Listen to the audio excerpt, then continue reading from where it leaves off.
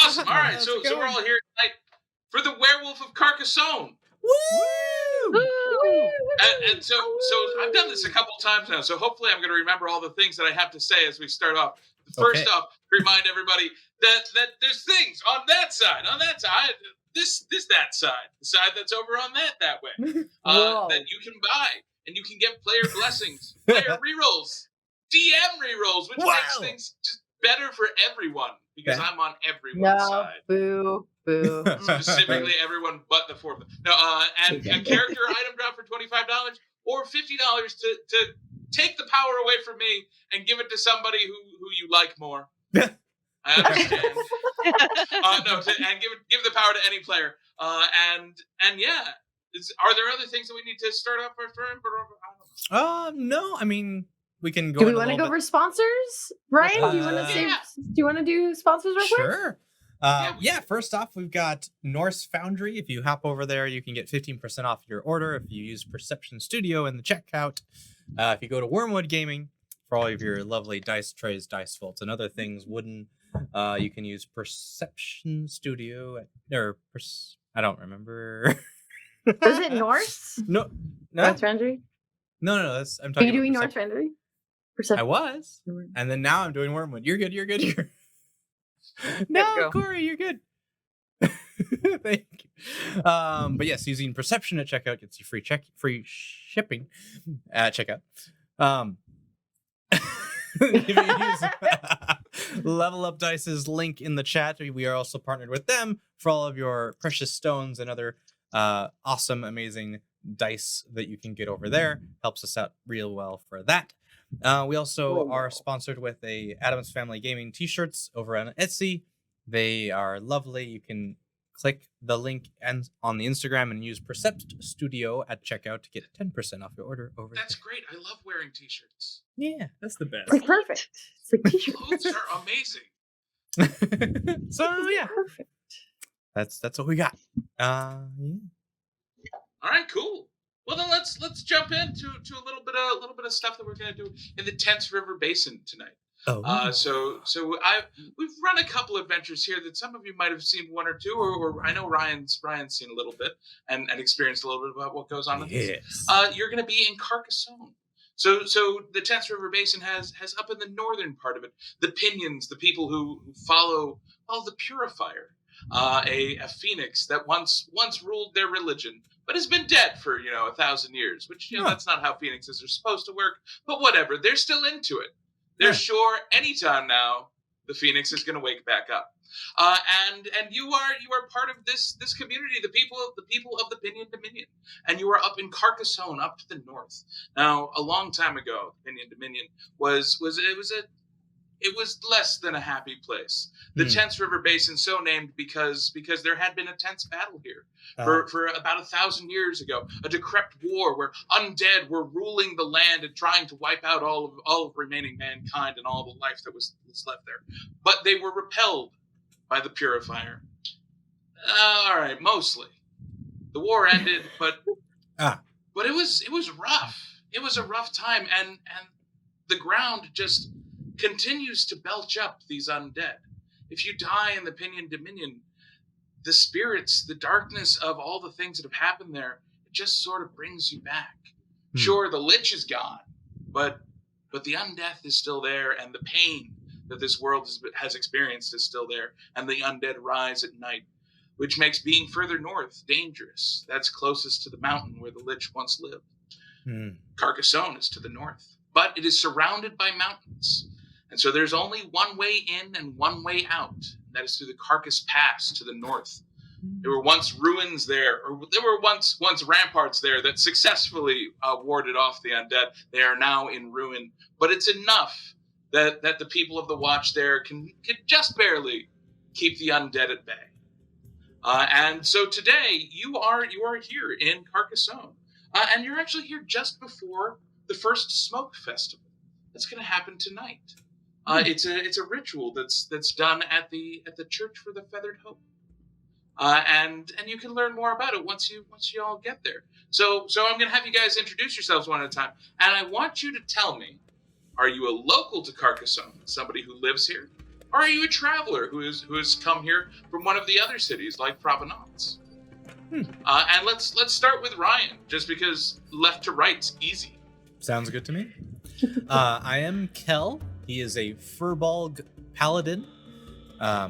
So he is a local to Carcassonne and has made his not living, but just like keeps himself busy with bringing as much joy as he can to the area by killing the undead.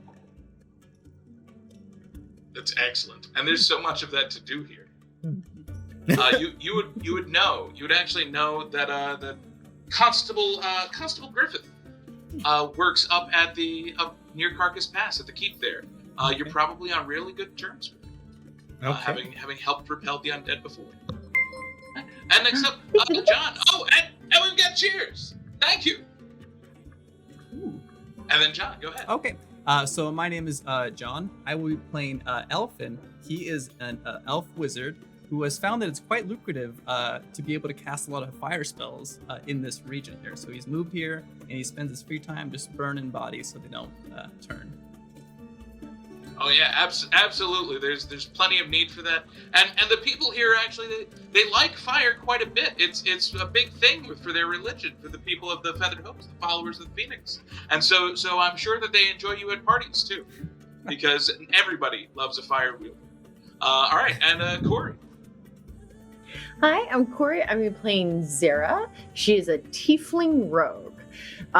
So she is native to Carcassonne, but she like travels a lot. So she's kind of, so she's a rogue and she's just really good at like acrobatics, at sleight of hand. So she actually travels as like an athlete. She goes and plays like different games and stuff, trying to like bring money back to the area. And so she's like, she thinks she's like better than everybody, but like she's a really good athlete because she's doing sneaky things. Like, so she's cheating constantly, but she's like, I'm better than everybody, totally. Nice. Thank you for the cheers. Yeah, great. Yeah, you would have been to places like Provenance, and you would know that like other people don't have as many undead outside, but they also don't have mountains. Yeah. Gotcha. All right, great. Connie, next up. Oh, hi, I'm Connie. I am playing Leopard, a Leonin barbarian. So she's from more of like the kind of mountainous, like Howler's Reach area, but she does a lot of heavy lifting jobs. She's kind of like a mercenary for hire, but basically like a bouncer or like a bodyguard. If you need something big lifted, she'll come and like help lift it, or if somebody's being unruly, she'll kind of help throw them out. So she's just like the hired muscle. Nice, yeah. You would, having spent your time up in that mountain, you would know that it's named in part because the sounds of wolves howling echo up there from the forest that's below. And yeah, you'd probably also be friendly with. Let's see. Can we post that link to the map in the into the chat and pop it up so we can talk a little bit about where you guys are and what stuff you can see there. If you put in the chat !map, you will also be able to zoom into this map that we have on screen. Ooh. Whoa! Fancy. That's craziness. You have a map. It does have some details there to look into. So yeah, your Howler's Reach, you'll notice, is just to the north, the north east. West is the direction. Just to the northwest, that big lake in the middle. And yeah, you would also, because you help moving stuff, you probably know Rizzle, Sizzle, and Soup, which is just down the pathway there next to Salmon Square. They have delicious food, and they claim the best soup in town. You would know it's contested. All right. So yeah, let's have you guys all show up. Let's start you off at Salmon Square because it is a nice feast day right now. Everybody's kind of gearing up to celebrate this festival of first smoke. The leaves are starting to change colors. It's the beginning of fall, and yeah, you gather around Salmon Square. And happen to do so at basically the same time as you're wandering around. Go ahead and intro yourselves to one another and like, what do you do? What do you want to do with your day in this lovely town? What do you want to explore? Where do you want to? Well, for me, I think since I'm noticing that it's currently fall, I think I'm in the mood for something pumpkin spice related, some kind of pumpkin spice brew or something. So I think maybe I'll want to kind of wet my whistle a little bit with some pumpkin spice. All right. Hit up an investigation check to see what places are available around here. All right.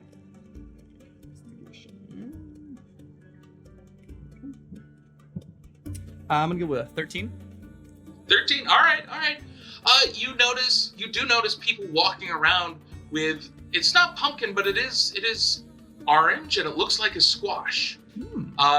People seem to have squash buckets that they are carrying around that have some squash soup in them. Some squash. With a 13, you do notice that these ones are not coming from Rizzle, Sizzle, and Soup, although you assume that the soup place may have soup as well. But these seem to just be people wandering around town. Everybody seems to have some of it today.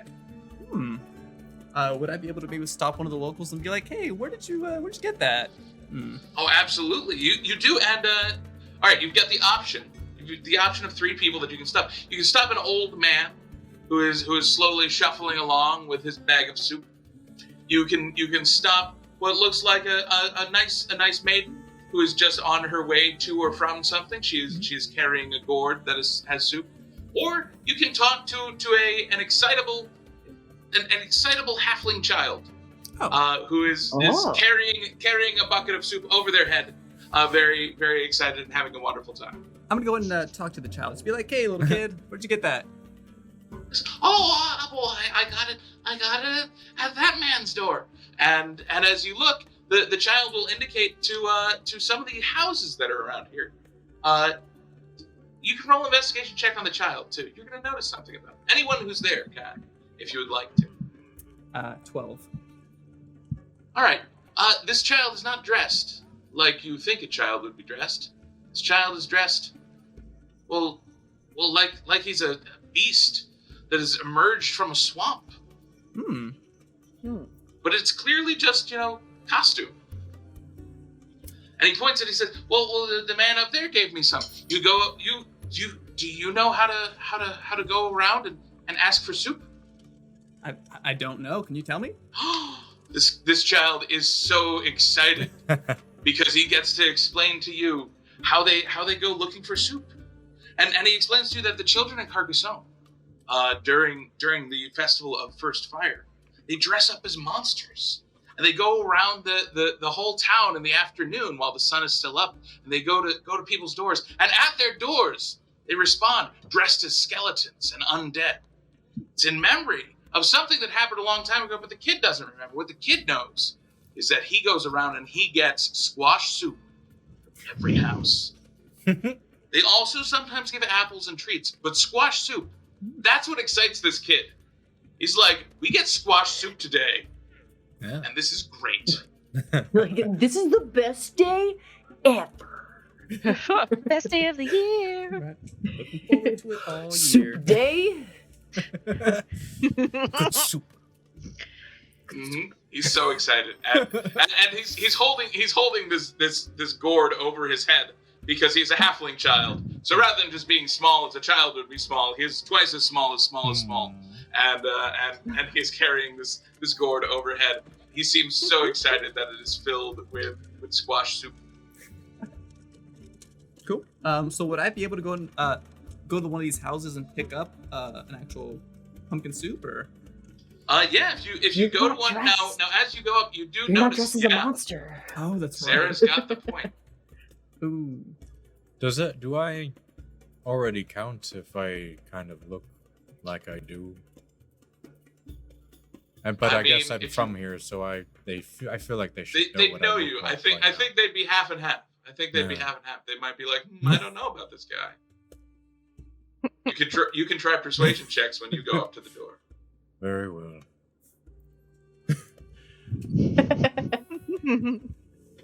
Should we get some soup? think so. I feel like Kel and Elfin are like hanging out, right? And I feel like Zara and Leopard are like, it's like, I feel like they know each other because I feel like Leopard gets called in, like Zara steals a lot of stuff, and Leopard's like, Zara, and I'm like, I know, right? It's like, we're going around. You're a barbarian, right? What, like, race are you? Leonin. So I look more. That's a big more lion? Like but more like a snow leopard. So no big mane, but more kind of like big furry gray white snow leopardy. So if you're okay female. with it, so Zara is a tiefling, but she's a really short tiefling, like really short. Gets away with being a kid often. Their blessing. You got a blessing there. Thanks. Ooh, thanks, Jason. Lesson for John. Zara would be like, Leah, we should go around and get soup. And like Zara dressed up, right? She has like paper like wrapped around her horns, and like, so she's like a mummy. So like she wrapped her horns, and she was like, this works. Yeah, like, and Leia definitely used some of her like furs. So instead of like usually kind of sitting like a cloak, she kind of put it up over her ears so that it almost looks like a long mane. And then she kind of had like her little like bone necklace like sitting on top so it looks like horns. That's awesome. Great. So that's 2 costumes down. Ryan, or Kel is going to try to just persuade them that I belong. Yes, right? I've not been You to this deserve house soup. before. I feel like doing my duty here. They'll just give me soup out of the kindness of their heart. They might. You know, in fact, since you're from here, I'm going to say you would know that furbolgs like yourself are usually only found in the Forge Horde. And so those are in fact the monsters that people are dressing up as. Oh. So you have advantage on those right persuasion at checks. home. That's right. You are one of the few Forge who is friendly to people around here, and so they're excited to see you. And Elfin, how are you going up to these houses? You just like, give me your soup. No, so what I'm doing, so I know I spent the day earlier today just burning a bunch of bodies, you know, just kind of doing the normal thing that I do here. So I feel like my robes would already be pretty dark with soot and just kind of already partially burned from some of the fire. So I feel like I already look kind of like menacing a little bit. I've got some of that like chimney soot on my face, and you know, I'm already looking kind of like, so I feel like that might pass. You know, that's something. You look suspicious already, is what you're saying. All right, so Zara and Leopard, you have disguises of some sort going. That if you go up to a house, they eagerly start to pour you soup. Do you have something to put soup into? I think I would have like either like a skull or like a gourd already ready to go. All right, I'll buy it. So you put out a skull, and they look at, when you say trick or treat, they're like, I don't know. And Elf and Kel, you can each make persuasion checks. Kel at advantage because of being forged. I'll need that advantage. That was a 1. Thank you for the sub. Billy is the goodest boy. He's the goodest boy. I got a 4. So I'm not. Oh my goodness! Oh no! That's now a 21. All right, that's a big difference from 1. It's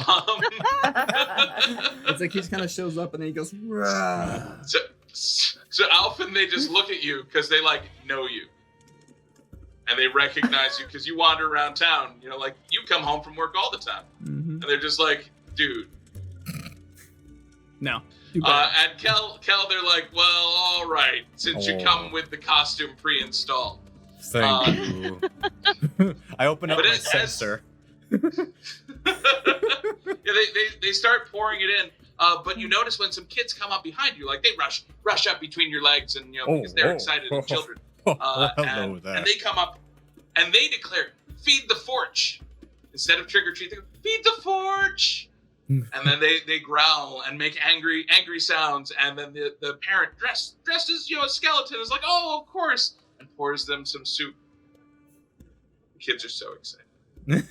Feed the forge. Say, my mind is fuzzy today. What is the Forge? They look at you, specifically you, and narrow their eyes. Oh, right. Yes. You can roll a. They're just You're like, gonna roll a history check for them. So using your stats, your history check. This is how much they know to tell you. All right. History. They're check. like, you don't know. You're fucking with us. That's a 12. All right, with a 12, they'd at least know that well they're and they'd feel super uncomfortable as they explain this to you. They'd be like, they're bad and eat people. They live in the Twisted Wood, except you, who hasn't eaten anyone, right? Right? You may at this point decide if you have ever eaten someone. Oh, Well, no, not recently. That was concerning, and I'm glad that you did not make a decision on whether we don't know now. Maybe he has. And they go, well, yeah, they're terrifying and monstrous, and yeah, that's. But you're good. You're fine. You're fine. I like you. Well, thank you. Would you like more soup? Oh, I'm still working on this one. Thank you very much. They nod and like look up at you because you are a furball. They're like, okay. like, feed. Yeah, you see that the kids are going around. They're having a fun time. The community seems to get into it. But you do see some clergy starting to walk around towards a little bit further to the south. You'll see there's the Cathedral of Feathered Hope, and when you get down there, you can see that they're beginning services. They're preparing for an evening service just before the sun goes down. Should we pay our respects? I think so.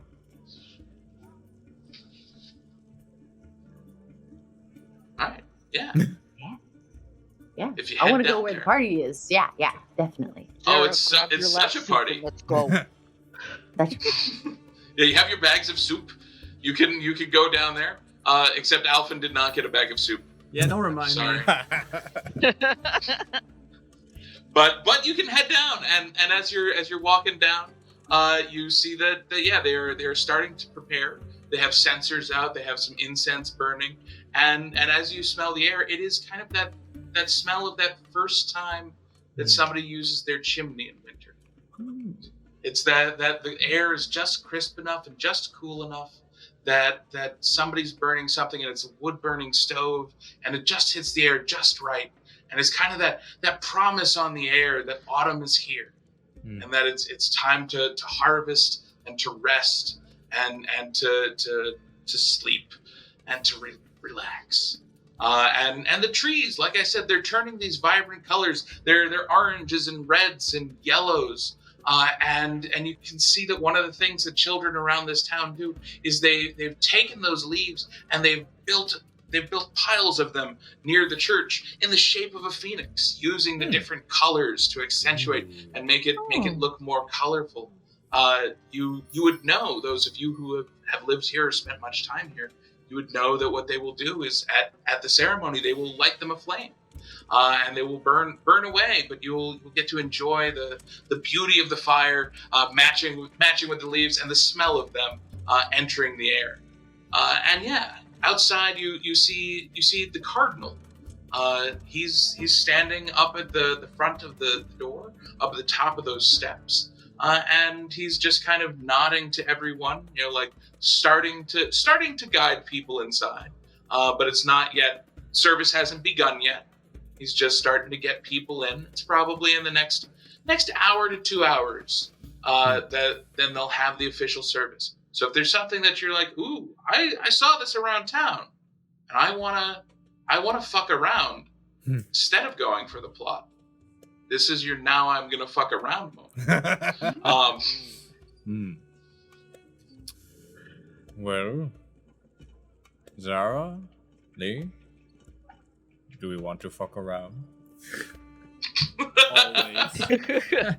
I mean, I still want to get some soup, to be honest. Find out. So I want to see if I can get some soup. All right. Well, so you do know about the soupery.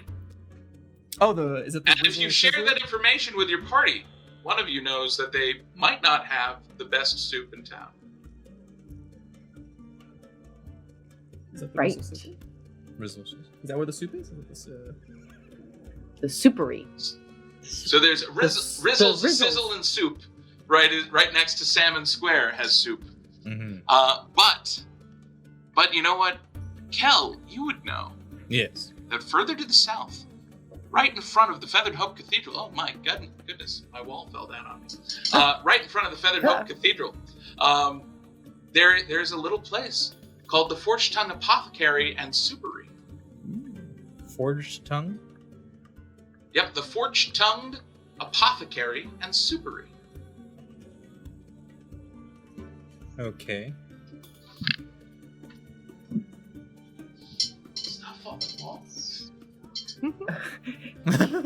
Your wall is Is the fucking tavern, around. you know, it's- So It is Trying kind to of find out. fuck around time, and it's like, sold.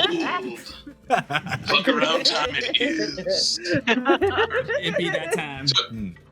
So where would you rather go? Do you want to go to Rizzle, Sizzle, and Soup? Or do you want to go to Forge-Tongued Apothecary and Soupery Oh. and try to get your soup there? Let's go to the soupery. The soupery. I feel like it Hmm. might be a good place. Yeah, I want to try this contested soup. All right. As you go down further south, Okay. you're gonna walk your way down because you were up by that salmon the fountain there in Salmon Square, and you're gonna make your way down along the east bank of the lake. You see a couple things as you go. There's some little shops. There's a little tavern that's out on the water called Lapis Licks. You don't know if you want to go there or not. But you go past that into these beautiful blue trees that dot the way along, and they have these bright colors that seem to come out of the soil and cause them to almost illuminate. And you walk past Sweetie Smiles Barber Shop. You're not sure you want to go in there. But then you get to the Forge-Tongued Apothecary and Soupery. The place is overgrown. There's a lot of plant life that's in front that is blocking the way. But you can see that there's a light on inside. You could probably make your way in there. I'm sure it's open. Let's just go. I think so. I think you're right. Yeah, totally. All right. Yeah, if Zara, you make your way up there, lead the way. picking your way through the reeds and the mirkwood and all the whatevers that are growing here, these ferns that are in the way. You make your way past all of that, and then you get to the building. The door is ajar. You can Oh no. creak it slowly open. I What break type the of jar. jam is it? Whoa! It's over. Yank the door open. Soup. So yeah, you can, if you want to, yeah, you can yank that door open. Go in. Do you go into the place unbidden? Do we do what? Sorry. Do you go into this place unbidden? What do you do? You're at the door. You touched it. It makes a slow. Sarah, do you know the residents of this place? What? No. What? It just looked interesting. Looked fun. Well, I suppose we could go in and find out why this door is open. Oh yeah. Let's do it. All right, as you go in and you step on the creaky floorboards. It does seem suspicious that the door is just ajar, right? So yeah. No, the door maybe is something. made of wood. Oh my god. Maybe something bad happened. That'd be bad. I've decided to stand by Zara's understanding of it, and it is in fact a jar of jam. It is. No, it's not a jar of jam. It is a jar of soup.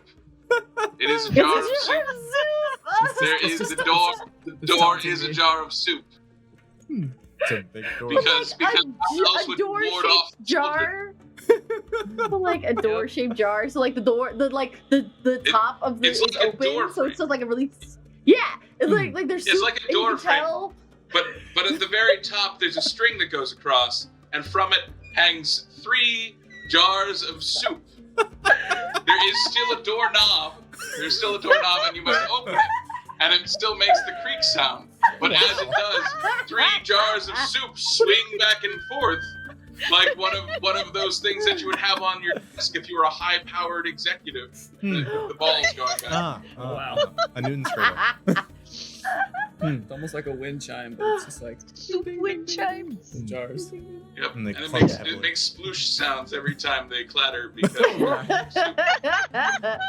We want fresh soup, right? Elfin, you want fresh soup, right? I want It's the like we good have stuff, fresh yeah. soup. And we need it fresh. Okay, I okay. don't want the stuff that's out here. Right. All right. So as you Hello? walk into the dark, Hello. you hear, "What? Customers? Oh. Oh! Which one of you is in the lead?" I think I kind of pushed Zahara in front. Yeah, I'm kind of kicked out of it. So I'm gonna be in the back. Ah, I'll be damn behind it! You hear this voice and this little lady who looks like she is more like matted leaf than person.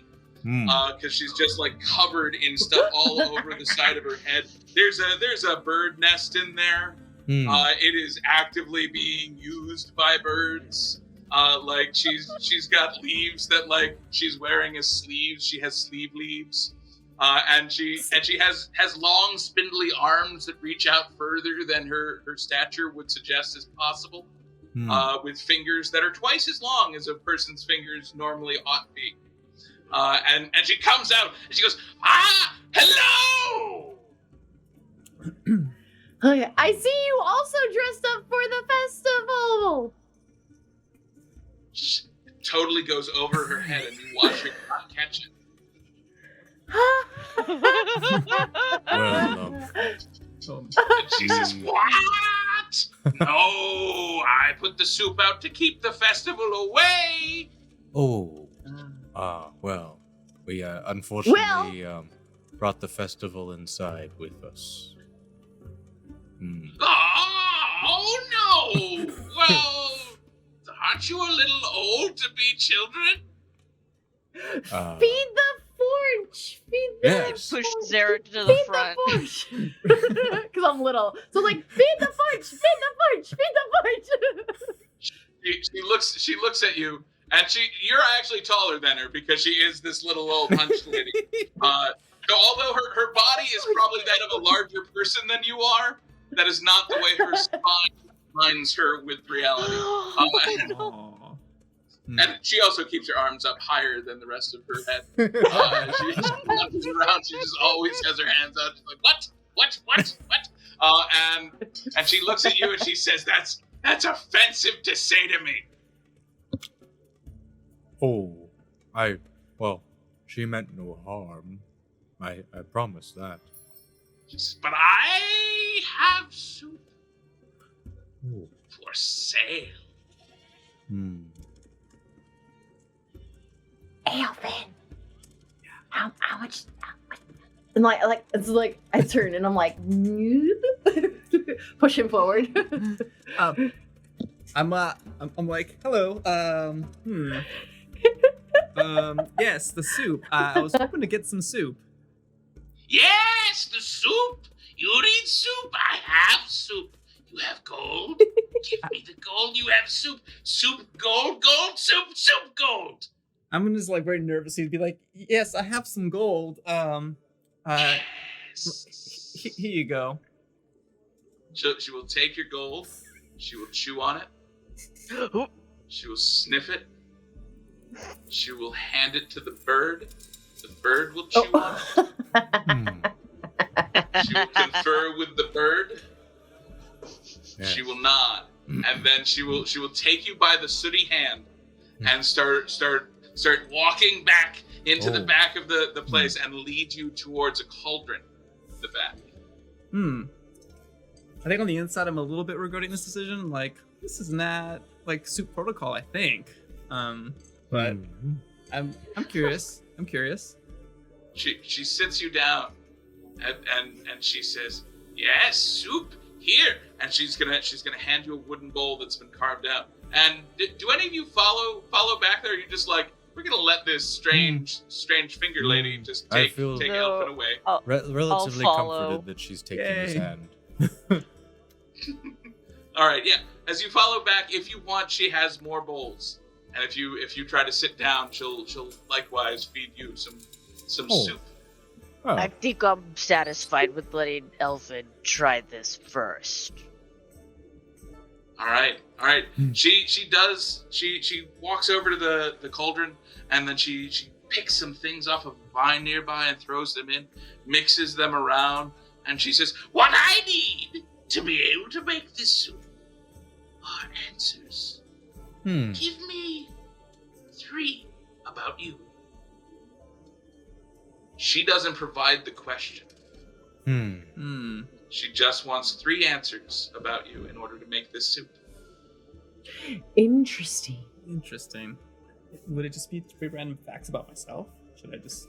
So answers. So I can be like 42. I don't know. Right. Do you have an intention of what question that answers them? Because if not, then it is not an answer. It is just a number. Okay. So you must know the question in order to provide the answer. You can confer with your friends, but if you come up with 3 questions to ask yourself, you can then provide her with 3 answers. Would you like some help? Yes. Okay. Yes. Do you like your coffee hot or cold? I like it hot. Okay. I like it hot. I see. 1. What is Elfin's favorite color? Sorry, I was grabbing from chat. Sorry. I'm gonna go with the lavender. All right. So what she has so far is hold on. I'm gonna write these down because these seem very plot important. I'm gonna go with lavender. I'm gonna write these down too. Do you like your ice cream spicy or smooth? Oh, spicy for sure. What? What? Yeah. I think you've been having ice cream wrong. Oh? Agreed. What? Why is this a normal question for you two? You notice that she does not seem to regard the questions when they come out. She is left without the context of what your answers are. She simply knows that three answers about you are, I like it hot. I'm gonna go with lavender, spicy for sure. Oh no. And using that knowledge about you, she is able to craft a soup that is ideal for you. She takes those very answers out of the air as though plucking them and like rolls them up, and you're like, you don't see anything. You don't see anything in her hands. She's just like looking around with her big eyes and like, oh, there's and she's like, I like it hot. And like grabs them. Spicy for sure, and puts them all in. And then the very last one, she gets. Oh, I'm gonna go with lavender, and puts it in. And she says she mixes it up, and it does get a little bit spicy. Like there's a little and a little bit of smoke of different colors that kind of pops out of it, floats around. But then she comes over and she scoops with her ladle, and she comes by and she deposits hot soup into your bowl. Can I sniff it? What does it smell like? You may make a Constitution check to sniff it. If you have proficiency in cook's tools, you may do cook's tools with Constitution. It's regular 15. 15. All right, yeah. You give it a good sniff. It smells pretty good. It does have those hints of lavender, which is strange because you didn't see her put any lavender in there. It looked like it was all like bubbling, cruddy, like goo. But no, it smells. It has that hint of lavender, and it's enticing. It seems to. It almost calls out to you as you smell it in. You breathe it in, and it goes into your lungs, and you can already taste it. It smells like a solution. You don't know to what. Just like she didn't know what the answers were to. But you feel like it'll bring you peace if you drink this soup. I'm gonna go ahead and just kind of take the bowl and just kind of swish it around, kind of like a nice, aerate it a little bit. Like a wine, Yeah. Just take a couple more sniffs and just kind of. It's so good. As it goes down, like it warms you because it's just cool enough outside that it is worth eating things that are warm. It's no longer like a stupid thing to do like it is in summer. Now it is a happy thing, and you are glad to do it because as you do, like it just warms you. It like makes its way down your throat. You feel that kind of that heat, and then just like settling in your stomach, and you just want to lean back and relax, and you can. In fact, you can 3 times before this day is out. You can look to somebody, and you have an answer for them. Oh. Ooh. Nice. Interesting. You won't know what the question is, but you definitely have an answer for it.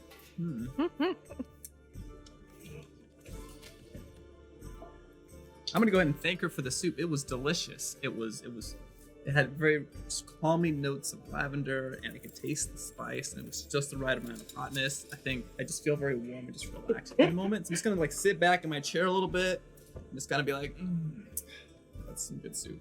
So I'm like, you guys should get some. Oh well, he didn't die. I'll try some.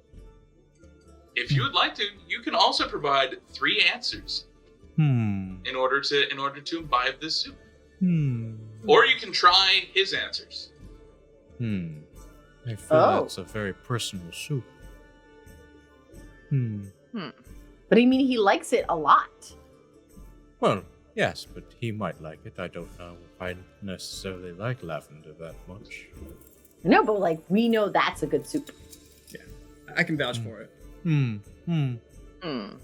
no, I think I'd like to try my own questions. All right. Then yeah, she will look at you and be like, I need answers! Give me 3 answers! Answer me 3, and soup ye shall be! I don't want to do soup. It is a metaphor! Oh, I see. I am a witch, we speak in poetry! Well, maybe you 3 can ask me a question. Sure, we could each ask you one, I guess. Yep. Oh yeah. I'm gonna go with what's your favorite dessert? My favorite dessert would be tiramisu. And you answer Do in you complete sentences. I know, mine's just like, for sure. Yeah, that for sure. For sure. Do you prefer ice water on a warm day or hot cocoa on a cold day?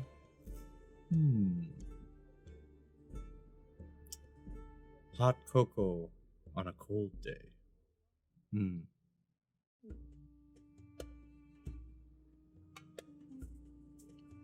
How about what's your favorite smell? My favorite smell is that moment after a first rainfall of the season. man. All right. She starts pulling these words out of the air. She goes, that moment, ooh, and like throws it in, and it makes, and she reaches up and she grabs it again, nothing, and she goes, ooh, tiramisu, ooh, someone's a fancy boy, and throws it and makes it. The fanciest boy. And then she reaches up. Oh no! What? And she curses half of the party to vanish. Well, I'll continue on as technology gets the back end. and then finally, she reaches up and she goes, "It's hot cocoa on a cold day." Okay. And she throws it, and it makes another little spark and a little bit of fun, and she swooshes it around and gives you a wooden bowl. She comes over and she pours that wooden bowl in for you, and you get a little bit of that petrichor smell makes its way into your nostrils. It's a little reedy. You can also make a Constitution check if you have cook's tools. You can have proficiency. I definitely do not have those. One day, people will learn all my sessions need cook's tools. I just take people to restaurants. That's all we do in my games. I got a 9. A 9. It smells pretty good. It's totally safe, is what you get. Delicious. Oh yeah, you drink it up. You drink it up, and you can during the course of the day, you can give 2 opinions. And by which I mean you give someone. They now hold this opinion once you give it to them. Oh, that's powerful. Okay. Whoa. Okay. So you may give 2 opinions before the end of the day. Wow. Cool. She says, "Thank you so much for coming." Thank you for the soup. Mm-hmm. Very satisfied. Good soup. I told you it was a good idea. It's the follow. Sarah's just like eating her bag soup, and she's just like, I'm just like watching. I'm like, this guy looks good. Bag soup, bag soup. Just like poke a That's the straw through safest it, way just to kind go. of drink it out of the bag. Yes, Yeah, okay, I I'm take that back. out of the It's like skull. It's called a it's a Capri bag, soup. but it's cold. It's like, and like, There you go. It's a Capri soup. Yep. Perfect. Then yeah. If no one else wants to make her make up another batch of soup, with facts, she will let you finish your soup and then show you on your way. Actually, that's not true. You've been very nice to her, very kind to her. You can make any one of you can make a persuasion check, or all of you can, and whoever rolls the highest can be like, "It was me." All right. Let's do that. Sweet. It was definitely not me. I got an 18. 9. All right. 16. Well, I didn't hear the 9, so it's only 9. So yeah, Hey, that one and Andre, only. Hey, a raid! Hey, welcome. Thank you for the We're playing some G&G. Welcome. Yeah, so with that 18, you would know, or you would convince her into like opening up a little bit. She explains why she likes to keep the children away on this thing. And she says, "Did you know that back in the day it was the Forge who came and saved this town? The undead, they were rising, and on the night of first flame, on first smoke's eve, the undead came, but the Forge stopped them. And now they celebrate it, but they murder the Forge all the time. Don't like the Forge now, but we like dressing up as them. Ooh. But the children, they don't remember that. They don't know. They just come up and soup me. Give me soup. Feed me. I want squash soup. If you haven't had a dozen children shouting that they want squash soup at you, you haven't known hell."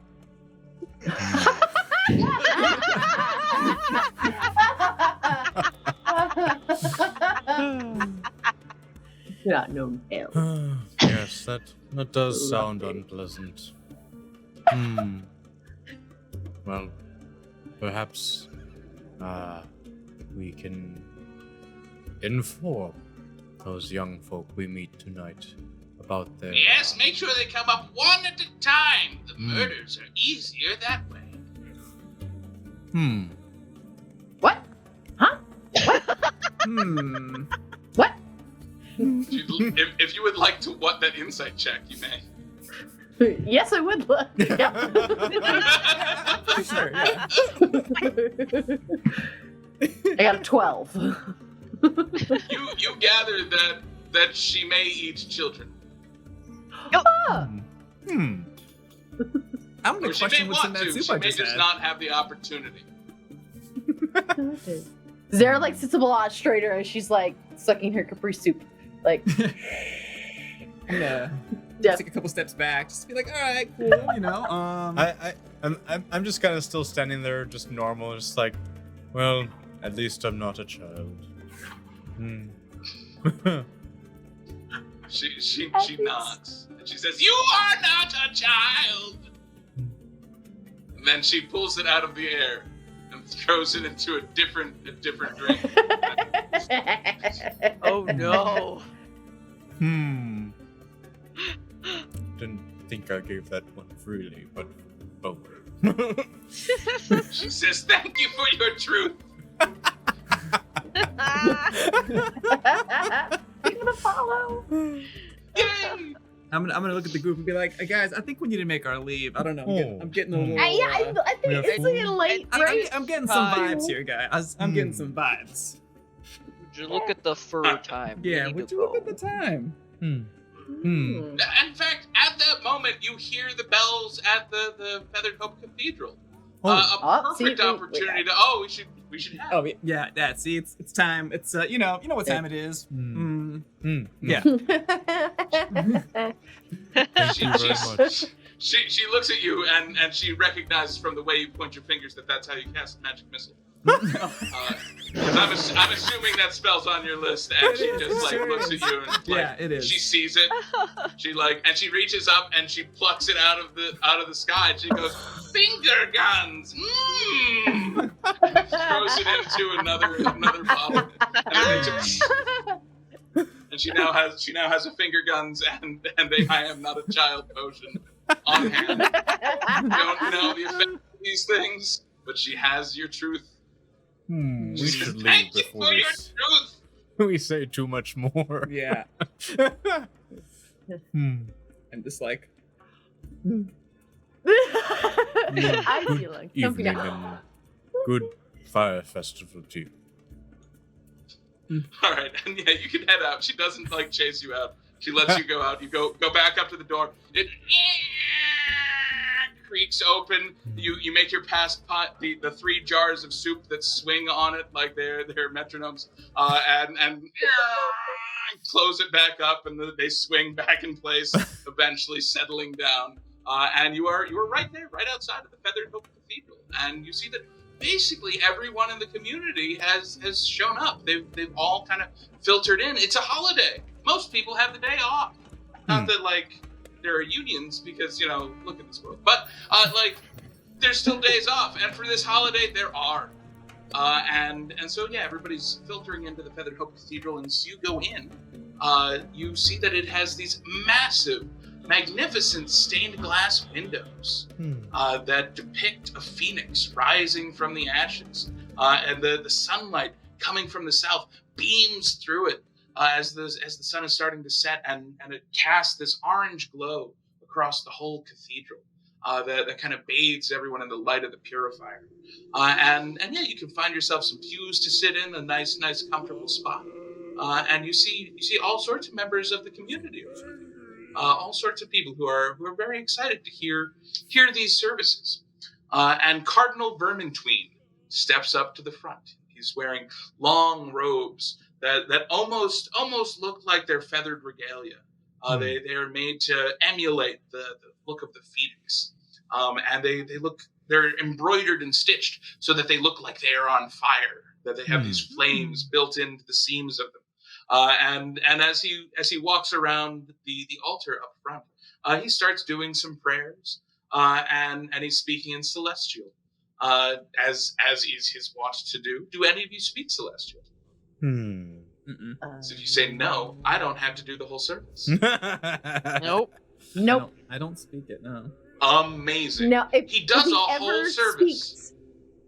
So if he ever speaks Infernal, I know that one, but not Celestial, the other one. He is the primate of the Feathered Hope, of the Church of the Feathered Hope. They would never speak Abyssal or Infernal. Infernal. Oh goodness, no. No, that's the other side of town. Don't ask what happens at the haberdashery. But anyway, yeah, he gives this little sermon. He does some talking, and then he does break back into common at one point to kind of tell everyone the story about this night and why it's so treasured to them. And he talks about the sacrifice that the purifier gave, how every fall, smelling that smell on the air, that's the first hope that maybe the purifier is returning. Now, you know, it's been 1,000 years. It's unlikely, but that doesn't stop him. He's the cardinal. This is his job. And he explains it, and he says, so now, in order for all of us to enjoy and relish in the return of the purifier and the smell of the first smoked festival, I am looking for volunteers to be the monsters that we need to defend us for this night. And each of you can make a history check. Ooh.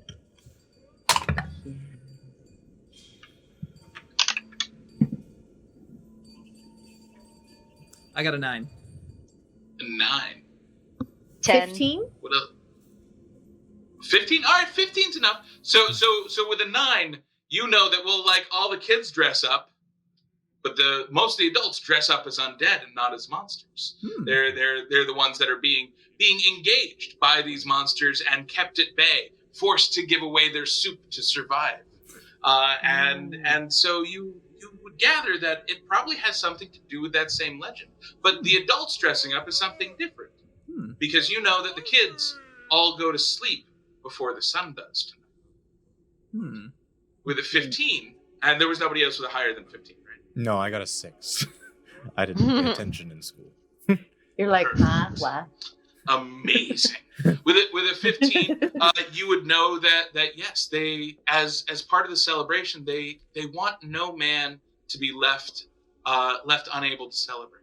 And so the workaround to make that possible in a world where they must defend the North, they must defend it from this onslaught of undead every night, because as the sun goes down, the undead rise and the screams start to pour over the hills. And so they know they need people. The offset is if you dress as the monsters, then you don't count as people for tonight. You get to go out and be the monsters that they need to defend us and return them to the memory of that time that the Forge came and protected the city. And so they're looking for adventurer types, those who are strong and able and capable of withstanding the force of the undead. But you get to dress up in ritual regalia while you do it. I feel like Kel would probably have accidentally done this a few times anyway. Just not knowing. Oh yeah. I believe you probably participated. You know the drill. Yeah. Yeah, you know Constable Griffith up by the guardhouse. Yeah. Of course, I'll happily go again. He gestures to you very proudly, and he's like, our very first. And who else? And there's some people in the stands who like stand up. They're able-bodied. I think Elfin kind of looks down his outfit. It's kind of dirty looking. He sees the regalia there. It's like, that looks pretty nice to wear. You know, it's like, maybe I think I'll do that. I think I'll try. So I kind of just raise my hand a little bit. Just kind of to get out of this nastiness. He lets you rise up, and like he starts guiding all of the people who are volunteering to come up near the altar so that he can give them a blessing. Lee, sounds like fun, right? You want to do it? You want to go? You're more Well, dressed yeah. up than I am. I know, but then they'll give us fancier dress up stuff, and then maybe we can keep it. Maybe because it looks really pretty. Like I want one, and if I get one and you get one, then we can be even better dressed next year. Hey, thank you. It's a good idea. I'll go if you go. Okay. We walk up together. We're like la la la la. So Jason, Great. is that a character? If that is a character, please drop the description in the chat. Oh, yeah. Or an item. Or an item. Maybe. Whatever it If it's character, I've got a feeling that they're about to also volunteer. Item drop. Item. Ooh. Do you have an idea for an item you want to drop, or do you want Steve to figure that out for He's a- Elfin? Whatever. So Steve, do you mind coming up with an item for Yeah. Elfin? Yeah. I think that's what We'll he's. come up with an item for Elfin. He does. If you've got one, then great. If you haven't come up with one by the end of the service, it'll appear and show up where it needs to. Great. All right, great. So yeah, as all of you have come up, he puts his hands out and he starts doing a prayer over you. And he's got these long sleeves that drag down to the ground with these yellows and golds and reds, and flames start to come out from his hands and hover over you, because that's how Phoenix worshippers be. All right. And you watch as it kind of dances over you and starts to wrap around you, and Elfin, you have your pumpkin launcher with you as all of this happens. It's just in your hands, and in fact the flames kind of they twirl around your pumpkin launcher, and singe one of the pumpkins. The first pumpkin that you have is going to do an extra 1d4 fire damage. Nice. Imbued by the power of the purifier, and yeah, you've all been blessed, and he lets you on your way. He says, "Fantastic! The procession up to Carcass Pass, where you will defend us for the night." Right. And yeah, with that, he lets you, and there are a handful of other people with you, probably another 4, a whole other party of people who get to be alongside you that we will never distract or describe. And they're just also there. The nondescripts come with you. And you can make your way up. They're all wearing as red you go. shirts. Interesting. Well, actually, so as you head out, you notice that none of them are dressed, and they haven't given you regalia there. They're not giving you the same thing that the cardinal wears. Because I don't know if you know this. He likes money. And he's enjoying it to himself. And not necessarily sharing all of it with you. But the outfits that are waiting for you are monstrous. And they are waiting up at Carcass Pass for you to put on. So that you may embody those creatures again. The horrible, the giants and the ogres and the trolls and the wolves, and the bears and the beasts that defended this town once before. And as you make your way up there, let's roll me a quick perception check. We're gonna see if you spot something along the way. Ba-boom. 13. All right. So as you go 20. up, when you pass Salmon Square and you keep going beyond, you're passing the Ringlegoss Bakery. You can smell a little bit of the nice smell of something in there. You're not sure exactly what, but it's some sort of puff pastry. And you might even actually be able to overhear them inside. What were the perception checks I got? I got a 20. 13. All right, Oh my god. I got a 20 we're 3. gonna get to. I'm 9. super distracted by the skip fact the that we 3. didn't get the fancy regalia. I'm like, that motherfucker, just contemplating, maybe I can break in later. And so she's just kind of Wow. devising a plan. Mental note. Yeah. Perfect. Mental note. Rob of the church. church. All right, so with the 9 Leopard, you are going to notice that a lot of the decor around town as you go is made out of lapis lazuli. They seem to have a steady supply of it, and you even notice one that is. It looks like it's a fish's head that is hanging from something, and like the lapis lazuli has grown inside of it. That the gemstone itself is a part of the biological makeup of this fish's skull. And yeah, you just notice that as you go by, all the fishing houses seem to have some of these gemstones hanging out around them. With the 13, as you walk by the Ringlegoss Bakery, you can hear the two head chefs inside discussing with one another and talking about something. They're already out because they're preparing some of the feast food for tonight, which is why they were not at the cathedral. They weren't absent in a weird way, but they are in fact talking about the people who were there. And you hear, Braden, I don't know, but I think that Melinda has done a terrible thing with her hat. Braden, you are so right. It's terrible. There are plumes all over it, and I think it looks atrocious. She looks like a peacock that exploded. Oh, Braden, you're so right, so right. And you can tell that they are doing this about everyone at the church, one by one, knowing that they cannot come out. Oh my god. I like these guys. And finally, with the 20, as you are walking past the stables just north of there, you see those lapis stables. And they do have a blue kind of tint to them. It seems like the wood for this place was made with those same blue trees that you've seen around near the lake. And there are a couple of carts sitting outside. What just came in? I can't see. Follow. Thank you for the follow, fairy Hey, rat. follow! Yay. Yeah, so you see that there are a couple carts outside, and you notice that there's a keeper there who is tending to a hurt horse. Hello, friend. They look up and they say, hello. Hi, I'm Al. I think we're here for some outfits, I think. Oh, well. Oh, no, the outfits you get a little bit further up. I'm just here taking care of this horse. And he looks to a horse that has some bloody gashes on the side of him. If you want, one of you can get close enough, you can make a medicine check on them to determine what did it.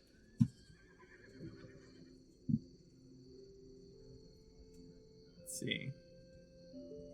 Medicine check. Nope. Got a 6. I'm just like, What you can tell is it was a sharp thing that did it. I got a 10. You determined that sharpness was heavily involved. There was some Was that a 10? foot. Yeah. So you I can got a tell not 12. only were they sharp, but they were strong as well. And you also notice that the angle at which it's scratched is kind of like from the haunches down a little bit, but not as down as you think it would be for like something on the ground. Seems to be almost arm height. Uh-oh. Was this recent? Somewhere in the past? Oh yeah, it was pretty recent. Just the other day. Well, the other night. I came out late at night. I thought I heard something, and I'm glad I did, because I did. I did hear something, and I came out and I saw this horse, and behind it a horrible beast with fangs and claws, and I think it must have been a great wolf. It was huge, and it came to try to eat this guy, but you know I had my sling, and so I threw some pocket rocks at him, and those pocket rocks ran him off real good. It's like, yeah, pocket rocks are important. Do you have pocket rocks? No. He looks to you genuinely concerned about the level of rocks in your pockets. I only have javelins. I have a boomerang. I have these. Well, those sound pretty good, but you can't bounce them off of the water. And you know it's important. You know every guy would have pocket rocks here in Carcassonne. You know, it's how you impress the ladies or the gents. You know, you walk down to the lake and see how many times you can skip it. Oh yeah, it's great. You know, There's only really good rocks out here sometimes. He seems very excited about his pocket rocks. That's really good, buddy. Right? Like, if you give me one, I promise I will use it tonight while we man the pass. Oh, well, sure. I could give you a pocket rock. And he takes out a pocket rock and he hands it to you. And you look at it; it's smoothed. If you have masonry tools or gem cutters, or do you do anything? Gotcha. If anyone else near you has ever done something and has a proficiency in doing a thing, they can look at it, try to figure out what it is. Gotcha. I grab the rock and I hand it to. I start showing it around, seeing if anyone of our group recognizes it. So if you have a crafting skill, pitch it to me, and we'll see if maybe you can roll. I just burn bodies. Wow. I just smash things. So like I have like a disguise kit, a poisoner's kit, and thieves tools, but I don't think anything I'm gonna of that let is like poisoner's crafting. kit. We're gonna call poisoner's kit for this, since no one makes anything in this group. So you may take out your poisoner's kit, and as you do, you may examine this rock. Roll me a poisoner's kit check with intelligence or wisdom. Your choice. Well, they are the same, so. And I add my proficiency to it? Yep, you can add your proficiency to it. Yep. Okay. 16, 17, 18, All right. 19. 19. Nice. So at 19, you poison this rock, and you watch it as it gains the poison condition, and it has disadvantage on its attacks for just a little bit. But as you turn it over in your hand, you realize that it's bubbling up in just a certain way. That like it's got this kind of green little bubbly, and as it does, it peels away some of the outer rock, and you notice that there are small silver ingots in this rock. That wherever this guy picks up his pocket rocks, he picks up silver pocket rocks. This may come in handy later. Dude, where? Hey, buddy. Where did you pick up the pocket rocks? Yeah, where are the good Really rocks? Where are the good rocks? Like the really good rocks. The were rocks. Like the good. He like looks very confident and has a swagger and says, "Well, now somebody's interested in my pocket rocks." Well, these Let that linger for just a second. These ones especially seem to be good against were things. You can make a persuasion check to try to convince him to give up his secret pocket rock spot. The important adventures today are soup and pocket rocks. Hell yeah. Persuasion. Got a 13. You got higher. All right. I got a 2. With a 13. Oh, what'd you get? A 2. Oh my god. So you participate in this conversation. Yeah. I'm trying to and be like, I'd like us to start with the results of the 2.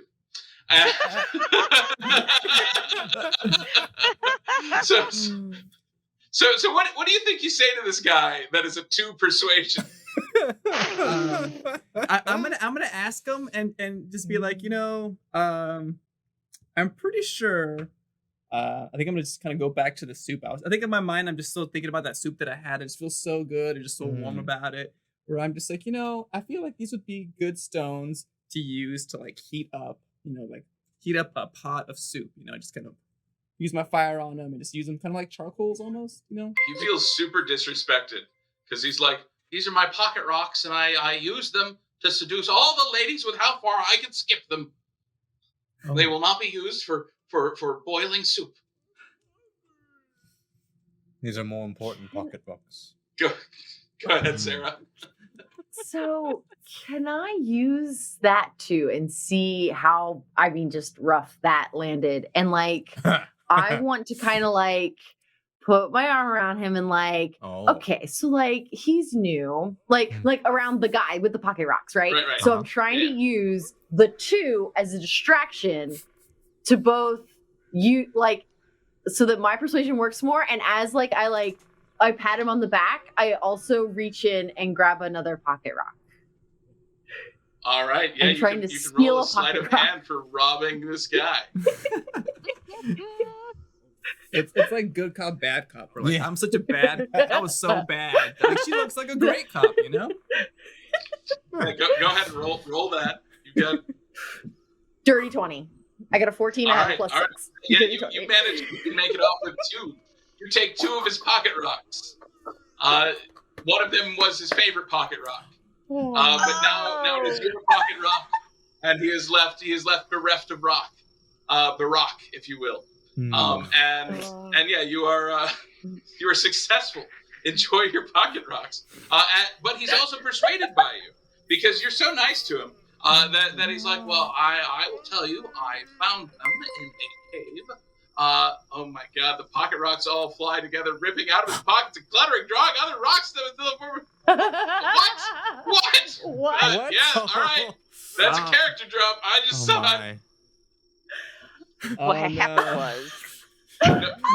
What I like best is that this is a level 3 party. Yeah. And I'm not sure how well they will do against the Pocket Rock Golem, but you are about to face it. Maybe he's only a foot tall because he he didn't just have that many pocket rocks. rocks in his pocket, so it won't be so big. No. These weren't deep I think pockets. to do it honor, it should at least be size huge. Oh, okay. Maybe like if we're gonna do pocket his pebbles. pants must have been loaded with rocks. You were talking to this guy, Al Bra. Oh no! Is his middle name Jeff? It's Gerbert, actually. But he just goes by the middle initial Algebra. He likes people who make math puns, but none of you did, so he doesn't like any of you. And yeah, he's like, I found the cave. There's a cave. I guess I shouldn't tell you about this. There's some places that the mountain's cracking, and you can get to places that you aren't supposed to. And some of them have really nice pocket rocks. Just like these, and he like goes to display for you his pocket rocks, and they start falling off of. And he's like, "Wait, no! Hey, come back, pocket rock! Pocket rock, no! Pocket rock!" And he like falls to his knees, chasing after these pocket rocks, and he manages to catch one of them, one of his favorite ones, and it starts dragging him across the ground as the pocket rocks are rolling towards a boulder, and that boulder starts to rumble. And it starts to float up and stand up, and the pocket rocks one by one like flump onto it, almost like they're magnetic, hitting the sides, tunk tunk tunk, and then they start rearranging and moving in patterns until they build out into these long pocket rock legs, pocket rock arms. Now, pocket rocks, we should remember, are only this big around, and so they are arms made out of things that are only this big around, and these big spindly arms and big spindly legs made out of pocket rock. And all of the pocket rocks that have been taken start pulling away. If you are holding onto it, you make a strength check to hold on. Nope, I don't have one. I'm going to make it clear that you will not successfully stop the pocket rock. This is for holding on. I immediately, as soon as it starts like trying to get out, I let go. Zara is not strong. She's like, I'm not even going to win this. Do your thing. I'm bitter about it, but go live your life, pocket rock. Be free. Perfect. The pocket rocks all roll up, and the last ones like they clutter out from you. Like this guy thinks they're all gone, and he sits up, and he realizes his hand is caught in the side because he wouldn't let go of his pocket rock. And now there's pocket rocks that are holding his arm to the leg. He looks up, and just in time for the 2 pocket rocks that you took to visibly pop out from your pouch and fly and bop him in the head. And now he's hanging unconscious on the side. Oh dear. Because now it is not only the pocket rock golem, but it's a pocket rock rescue. and you must rescue Algebra from the pocket rock golem. You can roll initiative. I'm gonna turn to Zara and be like, "Do you have any more of that kit for the rocks? We can try to melt it." Yeah. Totally. Now you are fortunate. You know that this pocket rock is poisoned, and so it has a disadvantage on almost all of its stuff, and so it only got a 4 on its initiative.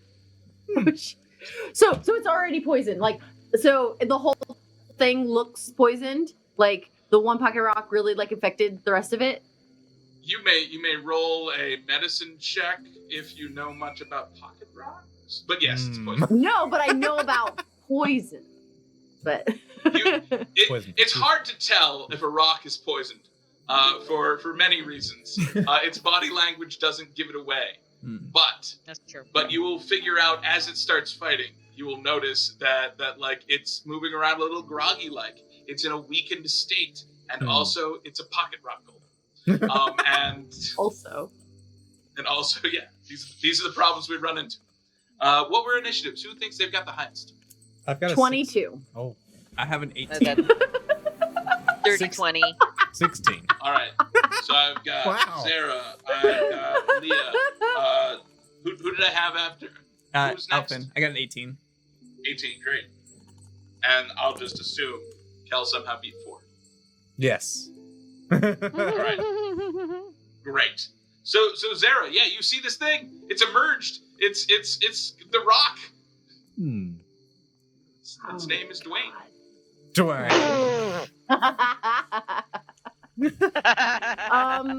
Sorry. So there was something that I definitely picked that I thought. No, okay. So I have steady aim, and so I can give myself advantage on the next attack roll on the current turn. Let's try to use that. That's good. That allows you to use your sneak attack. Yes. So, So I'm gonna go ahead and do that. All I have right. advantage. Okay. Okay. Oh, Jason is blessing you. Oh, Yay! blessing. Bunch of blesses out there. Bless. Bunch of blessing. Right, so what's your attack? So I'm doing that. So she pulls out a 19 plus 4, so that's 23. Yeah, that's gonna hit. Do you aim for the pocket rock arms or the boulder body?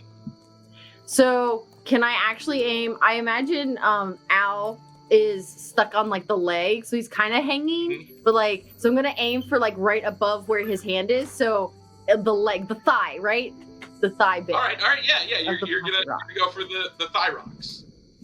The thigh rocks, right? Yeah. Perfect. That's correct. And so I get the sneak attack. So that's 2d6. Sorry, first time playing rogue. The D4, the 8, and 2d6s. So one more. A boom. John. Okay, so 10, 12, 14. 14. 14 damage. That's pretty nice. Yeah. You hit it in the thigh rock, and you see its thigh crack, and it's thyronizing. Cool. Your buddy's not quite loose, but you think that if people spent their time going after that specific leg, you might be able to break him free. Next up, I've got Leopard. Well, first I would like to rage. And then I'm going to try and attack the arms using my claws. So I would like to try and run up to it and slash at one of the arms. Rock on.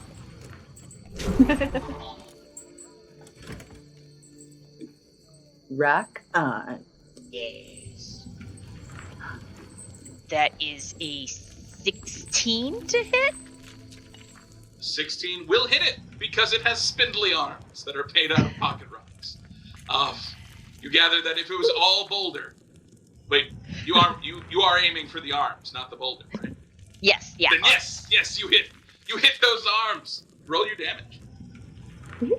Alright, So it is a 3, These 4 are plus nice 2, rock noises. so 6. That's a nice bow. 6 damage. All right. Hmm.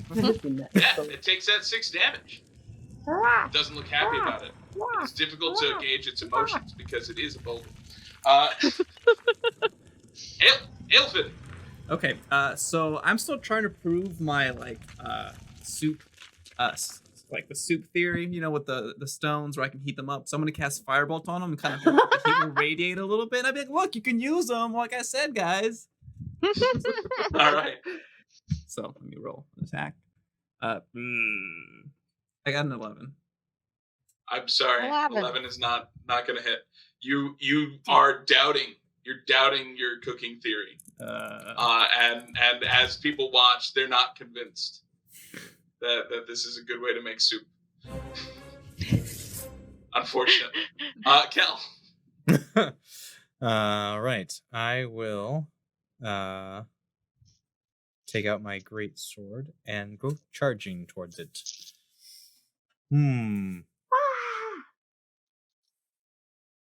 Oh, well, that's a 10. 10 also does not hit.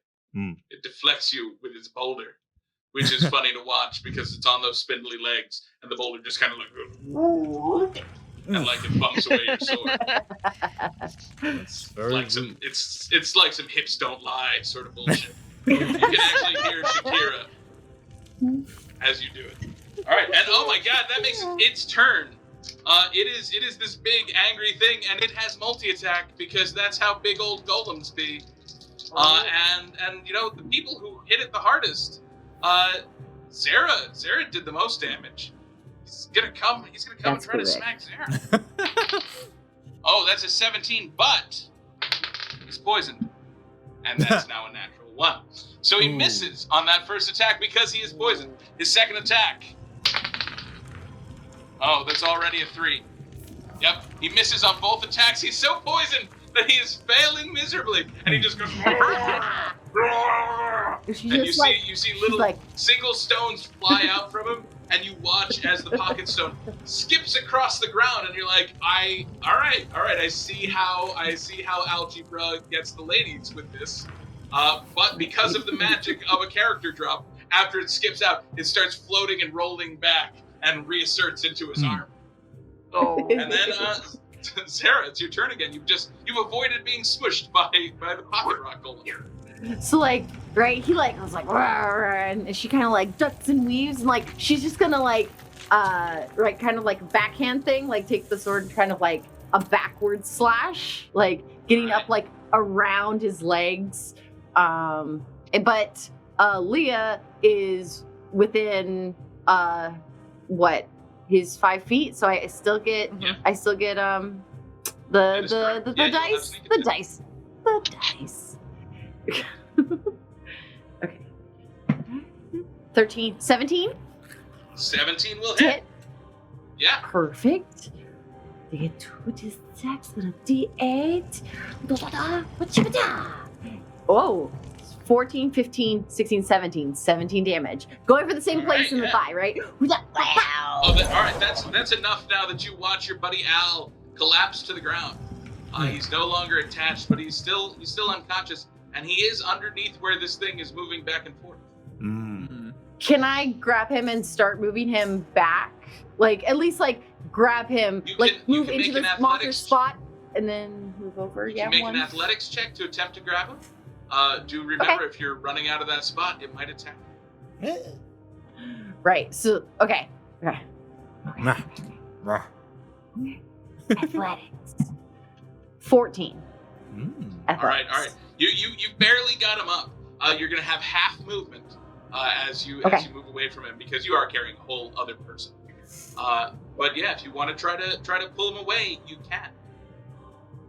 I so basically I get him up and we're still next to the monster, but just out from underneath. So if we were playing on squares, right? It's just one over, but I'm not actually 5 feet away from him. All right. Roll an insight check. Sure. 8. Okay. That was a know thyself check. Oh. And didn't get it. Know thyself. Oh no, a green female form rises from the ground. Shrieks, back off my boyfriend. Dwayne, are you okay? Her name is Shakira, and I missed those yet. She is infuriated and attacked. They do not want you getting out of here. They don't. They're like, these people are not putting on costumes. They are going to fight everything. And Right so, yeah, here. we will roll into initiative for Shakira, who is not poisoned, Oh no. and still roll the 7. Kel, what was your initiative? 16. So yeah, you still beat them. Shakira's gonna go after because I don't have room above. Yeah. So Hopefully like Shakira some now kind goes of last in dryad the order. or something. First name Shakira, last name Shakira. Shakira. Shakira. Shakira. All right, cool. They will appear on their turn. That was just Zara's turn, right? Yep. Did you choose? So with your insight check. Oh, that's right. I decided. You know what? You have cunning action. I You're a do. rogue, right? Yeah. Oh. Second level rogue. You have the cunning action ability. What are you doing with your bonus action this round? Oh, so I can disengage. Yeah. So I'll disengage as my bonus action and move him further away. Like There you go. at least a square. Yeah, you can move 15 feet because cool. half of your movement. And yeah, since you take the disengage action, you do not provoke attacks of opportunity when you do that. So you're able to get away and pull your friend away safely. Leah, there is this big old thing, and you sense a rumbling of something coming.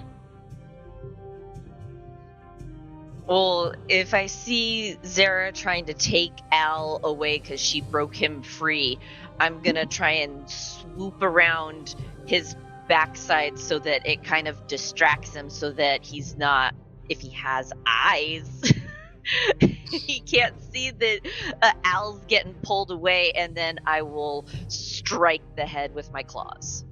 Rock on, roll that attack roll. Rock on. Yeah, I'll go real dice this time. 19. I'm gonna be 19 will hit. right back. Alright, now let's do this. That's fine. Same as last time. 6 points of slashing damage. All right, cool. This thing is bloody. It's rocky. It's stony. I don't know. Probably. But its veins of minerals are bleeding. So yeah, you can see that its veins are unhappy. Great, cool. Next up, I have Elf. All right, Elfin.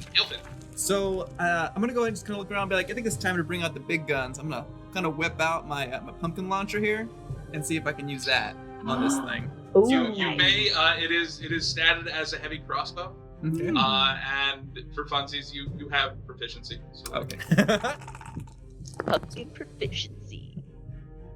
Pumpkin proficiency. I don't think it matters. I got a natural one. That doesn't matter. Yeah. So that's what you're doing with that first pumpkin. Huh?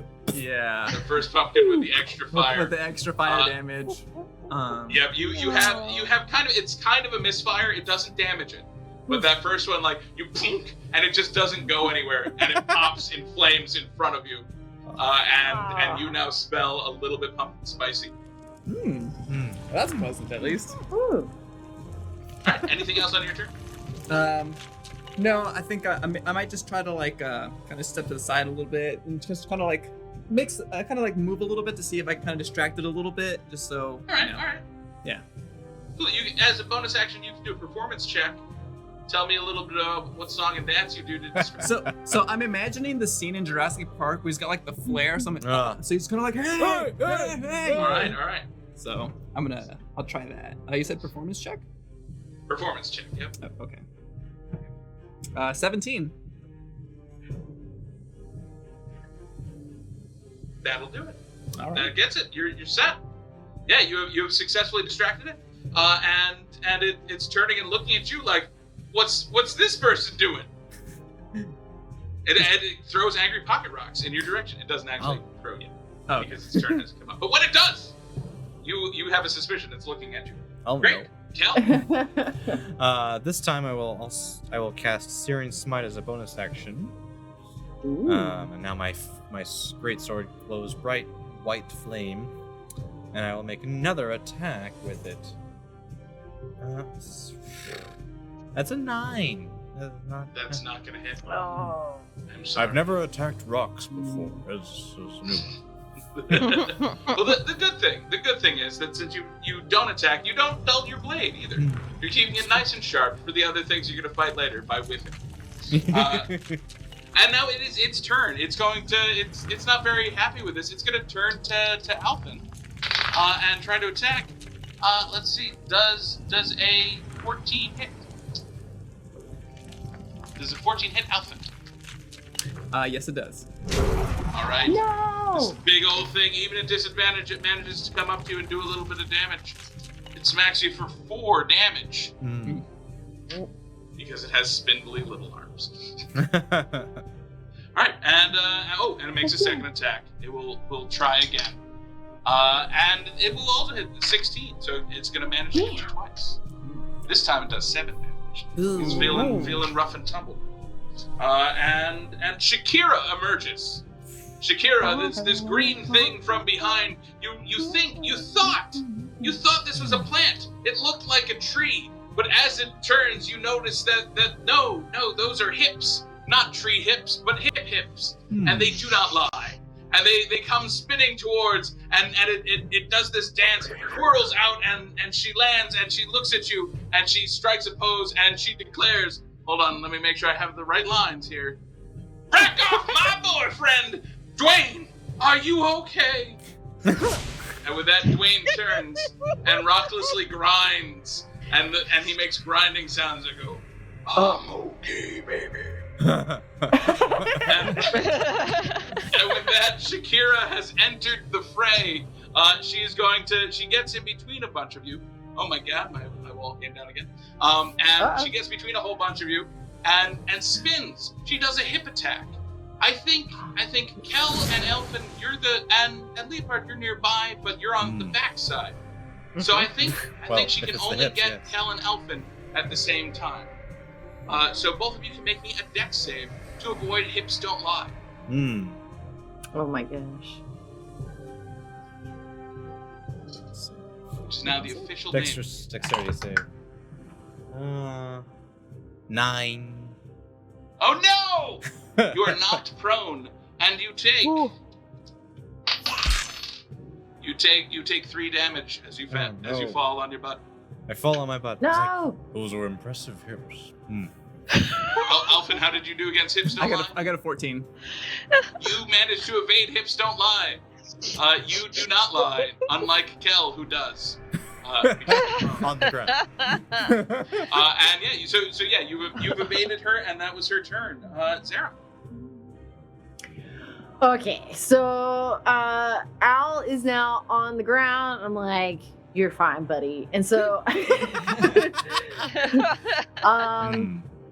how hurt does Dwayne the Rock look? He looks pretty beat up, right? He's definitely stonied. Stonied. Be the bloody version for another element. Yeah. Right. He looks like pieces are like kind of grinded up, right? He looks like he's falling to pieces. Right. Okay. So you're breaking so many of those rocks. Leah's over by him, and she's been doing pretty good. So I'm gonna focus on Shakira. So she just got Kel and Elfin. So I'm gonna go in there. I'm gonna run in, and because she's near them, I'm gonna get my sneak attack, right? I'm gonna go around to her back, and I'm gonna pull out my dagger and try to just whack in the back, at the back. All right, you can sneak attack Shakira. Sneak attack Shakira. Go, roll it up.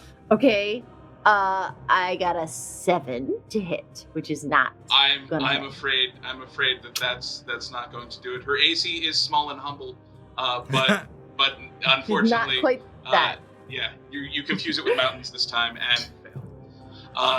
But I will use my bonus action to disengage with cunning action, because I know to do that now.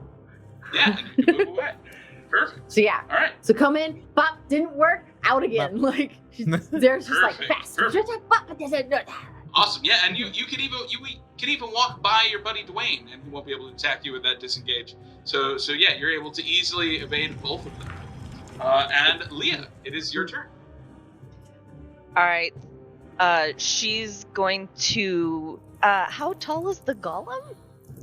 He's a huge creature, so he's like in the 15-foot range. Okay, cool. She's gonna use her claws to like kind of climb up to where she can get to like the head rock or the head mound, and she's going to use her like back feet. You know how like when a cat does like the little kicky feet? She's gonna try and like kick his head off. All right. Go for it. Actually, roll me an athletics check for climbing up the side of Dwayne. Okay, athletics check. Got it. Meanwhile, as you do that, you can, for fun, also roll me a performance check. Okay, so 19 for athletics. Nice. Yeah, you make it up there. You scramble up there, no problem. Performance. That is a natural 20 plus 1. Oh my god, do you know who you have pissed off? Is Shakira. Shakira is watching you climb her man. No. And she looks over and you watch this tree like branches in it form into the angriest face you've ever seen. And like the eyes open suddenly and like green flame comes out the side. And yeah, you see her like lumber a little bit towards you and you're like, uh-oh. But yeah, you can make your attack and kick Dwayne in the head. Kicky feet, here we come. In fact, you have advantage because I liked the performance. Okay. Alright, so we got 22. That's to definitely hit. gonna hit. Yeah, you kicky feet so bad. So it is 4 plus 4, so 8, and then 3 more because I'm raging. So 11 right, so it's 11. damage. Oh, it's like this head comes clean off. It's not down yet because it's golem-y and it doesn't fall down if it's missing a part. But you can tell it's a little bit lost. And yeah, you have done the toe bean tornado and kicked it. Cool. Next up, I have Alvin. I keep saying your name. So I'm not an expert with pumpkin launchers. How do they reload? Do they just, automatically. Awesome. Ooh. Okay, cool. So I'm gonna go ahead and just take a Nice. couple steps back, just because I'm not feeling too good. I just took a couple hits from the stones. I definitely feel it. You know. So I'm gonna see if I can take. Ooh. Yeah. Yeah, you do. Yeah. So I'm gonna take a couple steps back, and I'm gonna see if I can take another shot with the pumpkin launcher. Now, if you're taking those steps back, are you taking a disengage action, or are you just stepping back? I guess I'll take a disengage. But then you won't have your action. Oh, I see. If I step back, am I gonna provoke it at all, or You would. Yeah. To get out if you're in gonna range move for a back cross. far enough that you can shoot at it. I see. Okay. It's gonna be I think able I'm to gonna have to disengage and just kind of forfeit it, I guess, because I don't want to get All right, hit. all right. So yeah, you can disengage and you can get yourself around somewhere safe because you get 30 feet of movement. Yeah. If you want to roll me as a bonus action and perception check. Sure. Oops. Over here. Okay. Perception. That is a 20. Oh yeah, you see a part of fence that you think would make good cover that you can get behind, and that will help you be safer and shoot from a position of safety. Yeah, I'm gonna do that for sure. Awesome. Yeah, you get back there and you like duck behind it, and now you have a +5 to your AC because you have total cover. Sweet. Nice. Nice. Next up, we've got Cal. All right. I will continue to try and hit with my sword, which maybe will hit this time. If only. If only. This time Do it. is where's my weapon? There it is. Now it's a 15 to hit. I'm gonna drop my bless on you. What? I can do that, right? You have a bless to give me? I see one. I see one written on my thing underneath Oh, bless. It says 1. Oh. Oh, is that group That's the bless? group No, I bless. don't. Yeah. That's I'll that's use Oh, my never bless. mind. blessing. Screw it. I thought I was being nice. No. Miss. Well, but I will now use my blessing to actually hit. So that's a Perfect. plus 5 to that. So now it's a non-natural 20. You've done it. Ayo. You have hit it. What? How much damage do you do? This thing is not looking good. So it's 2d6 plus 3, and then a 1d6 fire damage from the smite. All right. Do it. All right. Roll that Good. stuff up. Yeah. So first off, it's 11 damages from 11 slashing. Nice. And then the smite is a further 1 point of fire. You have slain Pocket Rocks, the golem. You've cut the legs out from underneath them. Leah is riding down on top of the boulder as it crashes down to the ground. And you look, and Shakira, wild with anger, is spinning her hips around because now it is her turn because Dwayne has fallen and is out of the initiative order. Shakira is going to run up to grab at him and anyone who is nearby. So I think that's just Kel and Leopard who are next to it. No. Make me Yeah. those dex saves against hips don't lie.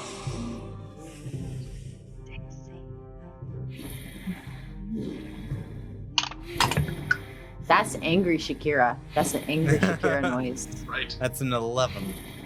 11. 11. Oh no. Wow. Oh no. With an 11, hips don't lie, but you do. You are prone now. Oh. And you'll each take a little bit of damage. 4 for Kel. 6 for Leopard. Oh. Half because I'm raging, or what kind of damage is it? Yes, you can cut it in half because It's hip you're- damage. Hip is hip damage. damage. Ah. It is It's a hip bludgeoning. dip. But she then cradles the boulder because that was her Dwayne.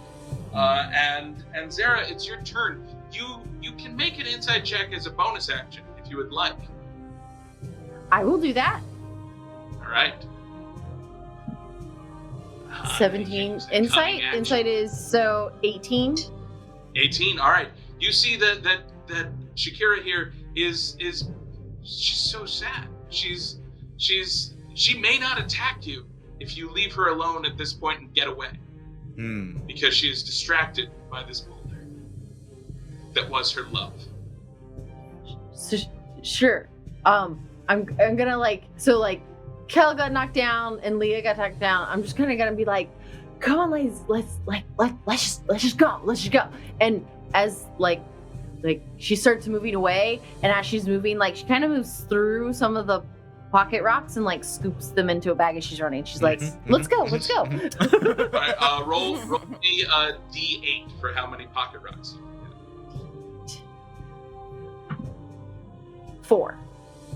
You get 4 pocket rocks. So that's That's up. 1 for each of you. Yeah. Great. Yeah, you start moving away, and Shakira does not seem to pay you mind at the moment. Leopard, you're next. Still just kind of in a heavy rage. Oh, Leah. She's gonna look at Sarah. Still raging, she's gonna use her leap to just kind of leap over Shakira Elemental so that she can just kind of out of the way. All right. Do you take the disengage action so she can't make attacks of opportunity? Yeah, All right. not attacking. Perfect. Yeah. Then you get away and you move away from her, and she's so busy with her angry eyes looking down at this that for just a moment she looks up because you made her angry by climbing on her man, her rock man. And she just looks up and she squints, but she lets you get away because she cares too much about her boyfriend. Elfin. I'm over here by the fence, just hey guys, let's trying to encourage everyone, just kind of let's go get out of here quickly. Just All right. Yeah. If you want to skadoodle, you can. Yeah, I'm just gonna. You take the dash action. You don't Yeah. have to disengage from anybody. I'm just gonna dash. Nice. And Kel.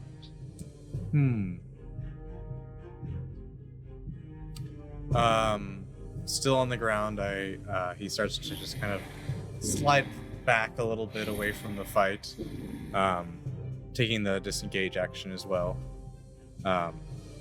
And he kind of scoots back to a safe distance that he thinks and stands up and starts heading off with the rest of the party. Just like, I do apologize about your boyfriend. Great. She wails out and she's like, ah, no, and she picks up the boulder and starts walking it towards the cliff face. And like taking it away from you.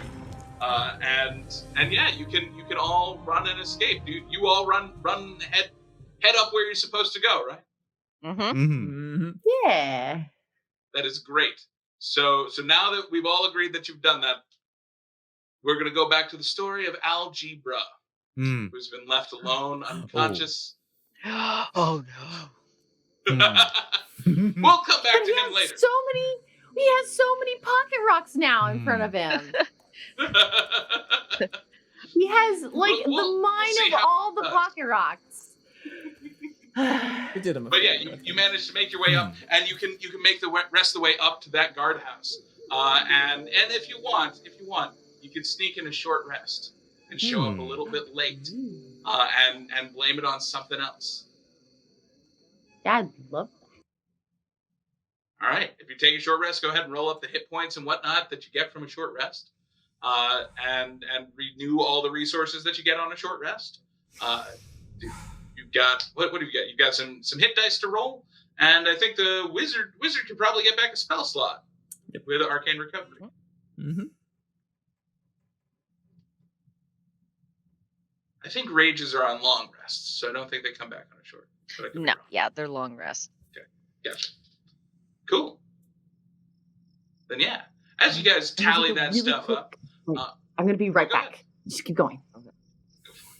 yeah. So as you guys are tallying that up, yeah, you make your way up to that camp, and they start issuing you costumes that you can put on, and they each come with a weapon.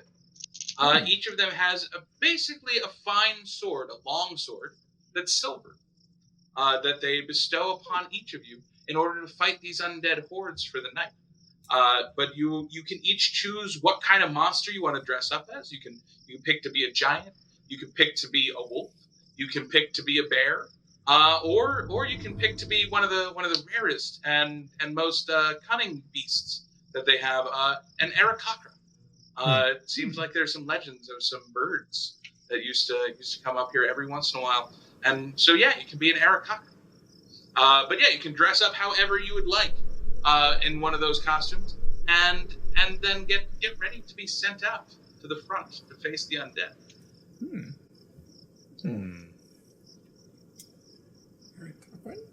That's interesting. I'm looking Is there only one of each costume? Yeah.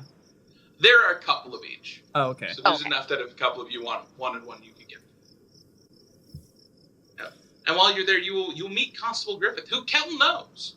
You've worked with this man before, and so you are not surprised when you find out the idiosyncrasy about him. As he steps out, he speaks aloud, and he says, "I'm walking outside now towards the new recruits." And then he turns and looks at you and he says, "I shoot them a deep glance, letting them know that I've noticed them, but I don't like them." And at this point, you may make anyone who would like can make an insight check to determine what's his deal. Kel just says to the group, "Is like, I like Constable Griffith. I always know where I stand with him." Did anyone get a 14 or higher on an insight check? Nope. Let me try again. Look, I didn't roll yet. Actually, I did. Wait, no. All right. No. It was insight. You said it was insight? Yeah, actually, I got right at 14. It was 14, yeah. 14, perfect. Then you identify that he seems almost like he's compelled to do this. That maybe he doesn't want to narrate everything that he does, but he must, and he does so honestly. And you're not sure exactly why, but it seems like some sort of compulsion that he is under. And he steps out and he says, I see them all before me in their raggedy-taggedy outfits. And it burdens me to bestow upon them these gorgeous swords that I love so dearly. But he walks up to each of you and says, Hello, I am Constable Griffith, and this sword is for you. I hand them the sword. With it comes my disappointment. Hello, Constable. Thank you for the sword and your disappointment. I turn with surprise. That voice, it is familiar to me. I turn and see Kel. Oh, it's him. Oh, hi, Kel. I didn't see you there. I'm excited to see you. The truth was I wasn't.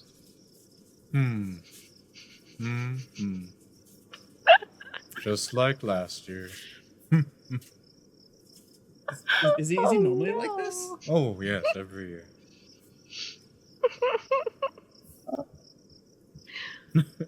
Is he okay? Is he okay? I never really asked him. My back thigh itches, and so it causes me to reach down and scratch my leg. I try to do it on the sly. I look up and notice that everyone noticed anyway. The disappointment plays across my face. Oh, no. Do you have any questions about what you will be facing today? Yes. What will we be facing today? I'm curious. Why the decrepit, of course. I turn and look with a look of, come on, dude. Obviously that's what you're doing. But I try to keep it cool.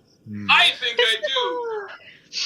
Of course you know, my friend, that you are going to be fighting the decrepits today. First off, there are 3 kinds you've got to watch out for. And I hold up my hand and count my fingers as I do that. First, I point to one of my fingers, and I hold it up aloft as though the number 1. You will be facing the loss. These are terrifying shadow children that have come from the beyond and wish to take you with them back. Secondly, you will be facing... I lift my second finger with my other hand in order to make the number 2, displaying it openly for these people who I assume cannot count. You will be facing Shamblers. Shamblers are your regular, typical kind of undead. They move slow. They're angry. Kill them, because they're bad. And thirdly, I reach over to my hand, giving extra weight as I lift up my third finger. For this one is more important, and I wish to make sure that all of these new recruits pay attention to me. Finally, you will be facing the Screamers. These are undead that for whatever reason, they have gone out into the world and continue to scream endlessly into the night with the pain and agony of their undead suffering. It is unknown exactly what happened to them in life, but it is thought that something terrible did, which they are still agonizing over today. I give a pregnant pause. But not all of them. For some, you see, have done something terrible themselves. I cock one eyebrow. This is important information I'm giving them, and I want them to feel like it's amazing. I wave my arms as I say that to no one. They have the possibility that if they had done something dark, they carry a guilt with them. They will come back even after you destroy them. For their hatred of the living is so strong that it binds them to this earth. I would suggest getting the fuck out if that happens. I nod sagely at my wise words. Knowing how many people get the fuck out has helped in the past. At least 3. Those who I have not had reports back from. Because I believe they failed to use my advice adequately. I smugly think to myself, I've saved a lot of lives. My eyes glisten over as I stare off into the middle distance, considering all of the lives I have saved with my sagely knowledge of getting the fuck out. I look back disappointed that I must continue talking to these recruits when I was in a reverie of a delightful moment of my past. I sigh slowly. So that's what you need to know. If you can defeat those 3 beasts, you will be fine. If you cannot, you will die horribly, as so many have before you. Alphen, you know, you burn a lot of bodies for me. I gesture at Alphen with my hand outstretched. I put it back at my side.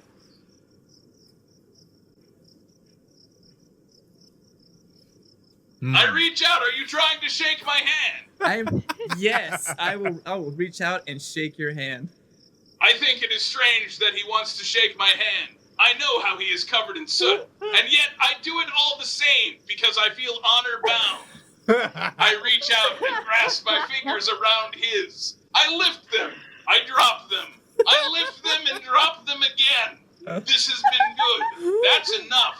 I give one squeeze to show how masculine I am, and then I pull my hand away.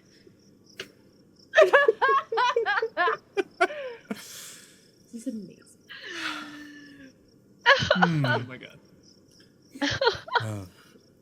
After having interacted with him, if anyone wants, you can try an Arcana check to figure him out.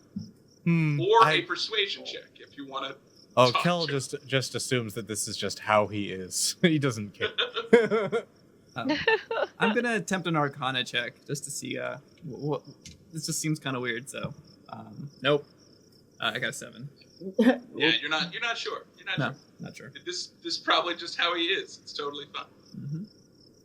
All right. So at this point, one thing I'm going to ask you to do, out of character, well, half in character, half out of character, before this fight, I want you to each think of a name.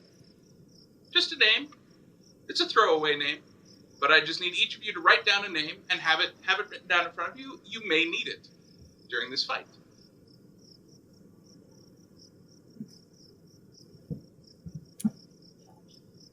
You can make up anything you want about this, and it'll be fine.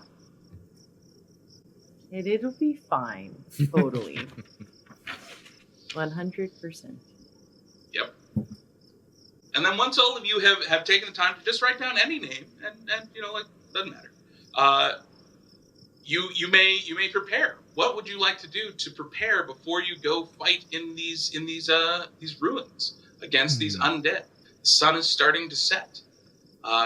Constable Griffith, I look up at the sun and see it is setting. Incredible! I am in love with this vista. Well, I suppose we should choose which costumes and beasts we'd like to be. And the sword. Who went with each of the costumes? There was a giant? Did anyone go with giant? I'm already that big, I suppose. I might as well. Fair. I speak giant, so. All right. Yeah. Yeah. You can be dressed as a giant. Who would like to be dressed as one of the wolves? No. I'll do that. Yes. I'll be a wolfie. Yes. So can I put like fake wolf horns or wolf ears like over the horns? Yes. 110% you can. That's pretty good. In fact, you really should. You're obligated. Great. You look And then less like there's a tiefling now. There's bear also. Who wants to dress up in one of the bear costumes? I would like to be the bear since I already have the rounded ears. The cat bear happens. Perfect. and oh, was there another costume? Yeah, I remember some kind troll. of bird or something, right? Troll. Oh, that's And right. There is an Aarakocra. Yeah, I'll do that. You'd That like sounds to be kinda dressed cool. as an Aarakocra, a Yes. rabid Aarakocra. Yes. I don't know what that is. Oh but it's yeah. Third person. a big person. Yes, this costume includes teeth on the beak, Ooh. which is not accurate to actual birds, but it is accurate to them having fun. And so there are teeth on this bird. And you get these outfits. You each get a mask that matches it, that you can still see out just fine. And it covers you in effectively, it gives you +1 armor. Whatever your armor was, nice. this outfit on top makes you just a little bit hardier, and you each have a silver longsword. It does 1d8 damage when you use it. Because you are doing this as part of the festival, you are granted proficiency during tonight's escapades in that longsword. So if you couldn't normally use it, you can tonight, because you are doing this for the community, and that's how that works. Nice. Yeah.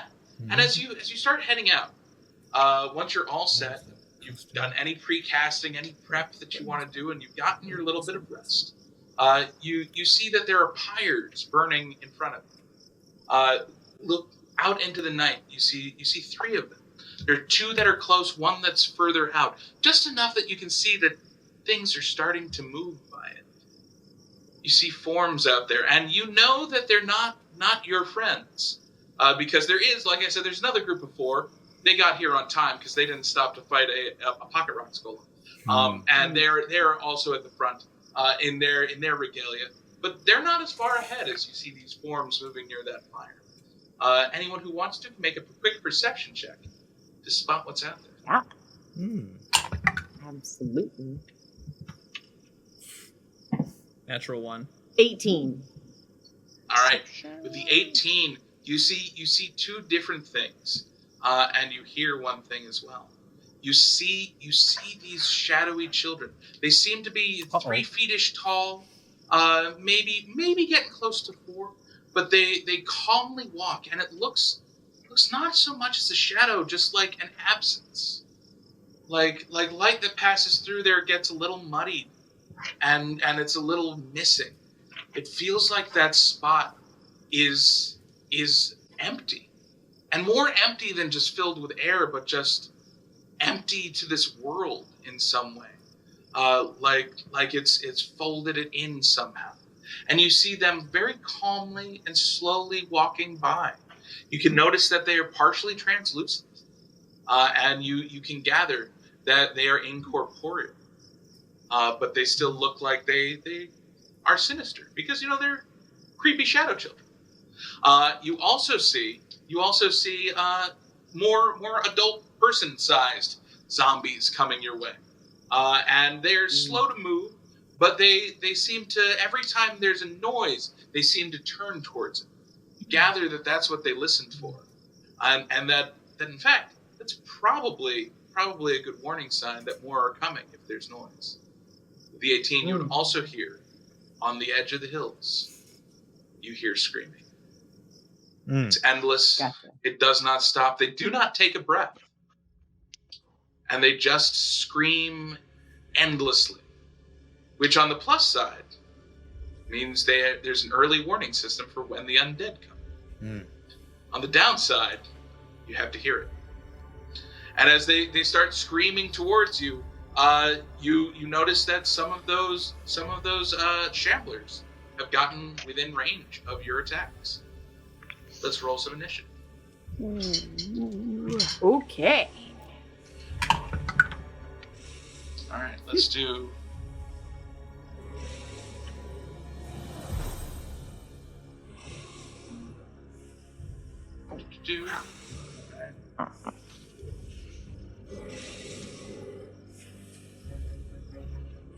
All right. Read off. Who thinks they've got the highest initiative? 18? 19. All right. Sounds like. Oh, who's 19? Sarah? Me, yeah. Great. All right. D&D Beyond is rolling really well for me tonight, which I appreciate. All right, Sarah. Elfin, who's next? Who's after an 18? I got Any 9. number who's this? 6. 9 and 6. All right. So Leah goes there, and Kel goes here. Perfect. All right. So Zara, you're the first person to jump into action. Excuse me. As you look up, you do see two of these Shamblers coming towards you. Ooh, and the Zack man wants you to live through this. So that's good. Oh, the Zack man. Thank you. All right. So yeah, you see these beasts coming towards you. These undead, these bodies that have risen from the ground, brought forth by the very strife of this land, and they are attacking your home, your favorite city, Carcassonne. And yeah, what do you want to do? I'm going to run up to the nearest ones, right? The Shamblers. And I'm going to use I can use Assassinate. So I have advantage on attack rolls against any creature that hasn't taken a turn, and any hit I score against a creature that is surprised is a critical hit. All right. So Perfect. I'll attack, or advantage, so that'll give me my sneak attack. My sneak attack dice. All right, cool. Okay, 17 plus 4, so math That will hit. to hit. Yeah, that will hit. to That's hit. a 21 to hit, and that will successfully hit one of these. It is math to hit. Well, I've been tricked. 11? This is just math and elocution. This isn't a game at all. Wait a second. So that's 11 damage, but that's 11 not. damage. They're not 11. surprised, right? They're not Correct, they're not surprised. surprised. Right? 11 surprised. Okay. But yeah, that does do 11 damage, and that's enough that this guy looks bloody. Oh wow. You can tell that these Cool. aren't too terrible to cut down. All right. They Cool. just have Next asthma, up. apparently. It's like, Yeah. Alfie. Well, I'll also use my bonus action. I want to disengage. Oh, okay. Yeah. Then yeah, you can disengage. Since you ran part of the way up there, you can run part of the way back. You don't have your full movement away, but you get a little bit off. Yeah. All right, Alpha. So I'm gonna go ahead and see if I can find some cover for now. I'm gonna go and just cast Mage Armor on myself, kind of boost myself up a little bit, just because Good I know call. there's something coming. I'm gonna need the extra padding. So Yeah. I'll take some Mage Armor. Awesome. Yeah, you are mage armored up, and you can roll a perception check to find a place to stand be. Perfect. I'm gonna go with a 13. A 13, yeah, you can find a place that has partial cover. So Okay. that's going to give you +2 AC Okay. to any ranged attacks that come in. All right, cool. And next up, there are, you see, just on the edge of the light, those shadowy forms start coming in, and we're gonna roll. We're gonna roll a D4 for how many of them emerge from the darkness. oh no. 3. No. 3 loss. You slowly start walking towards. They walk with their arms outstretched, like they're asking for something, and like they're looking for you to offer them comfort of some sort. As they calmly walk through some of the trees, you see them pass through as though it doesn't stop them at all. Leah. Oh.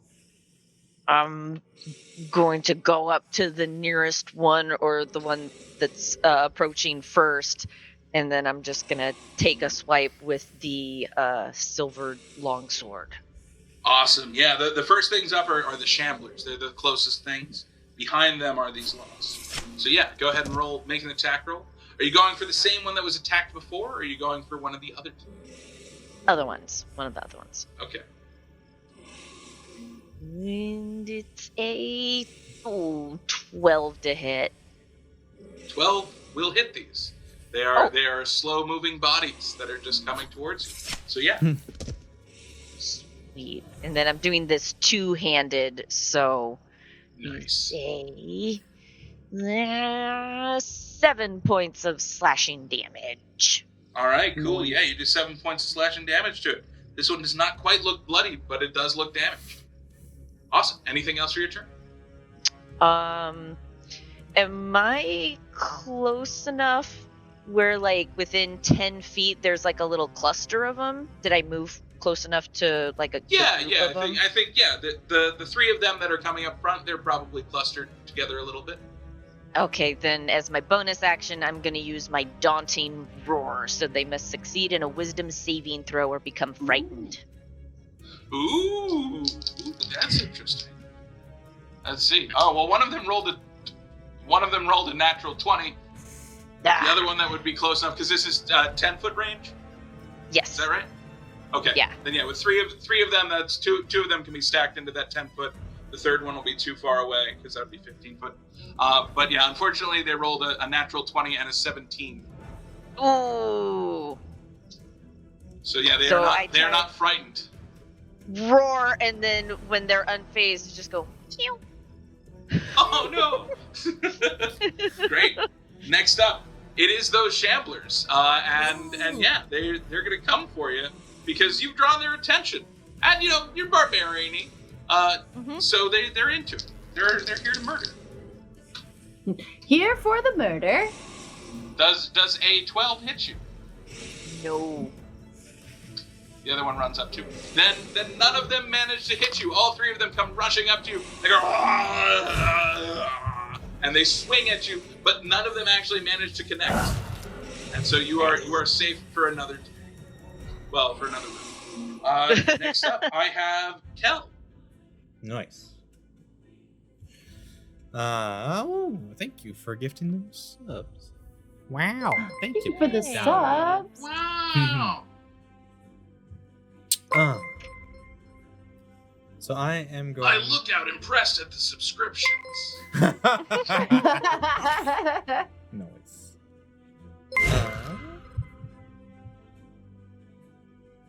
So Thank many. you for the follow. I'm going to cast another Searing Smite on my blade. And then I will rush up and attack with my longsword. Awesome. Oh, good. 23. 23 will hit. You're going for those Shamblers in the front? Yes. Great. There are three of them. Which one do you want to go to? 1, 2, or 3? 1. All right, great. How much damage do you do to 1? All right, so it's 1d8 plus 3, so it's 8 points of damage plus my 1d6. 8, so 9 points total. 1 point of fire damage, and they are now on fire. And every time, All right, 9 points total. Mm-hmm. That's exactly enough. Oh. You cut this thing down, it falls down. And there's a little singe and a burn, and you're like, "Yeah, I did it." Because you did. All right, cool. That's it for your turn. Yeah. Great. Next up, you do hear in the back the screams coming your way. And as they approach, again, we're going to do a 1d4. Only one of them emerges. You see this undead step out from the shadows with a face that is long and wide open. It looks like they haven't closed that jaw in a while. It may not even connect anymore as they just are crying out at you. Ah! And they start rushing in. They are fast zombies. And they charge up. They get up near where the Shamblers are. Oops, let me write down. They manage to run up to where the Shamblers are, and they are going to be able to make one attack at let's see who's close to them, Leopard or Kel. We're gonna roll off and see which one of you it goes for. And odds are Kel. So let's do. She runs up, does a single attack, misses horribly. But as they come up, they like grab at your head and try to yell into your ear. Ah! Oh, please, my ears are too big for that kind of yelling. No. You are right, and it fails to do so. It yells at the back of your ear, and your big ear blocks the sound.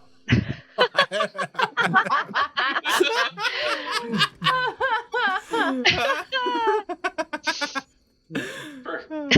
All right. Next up, Zara.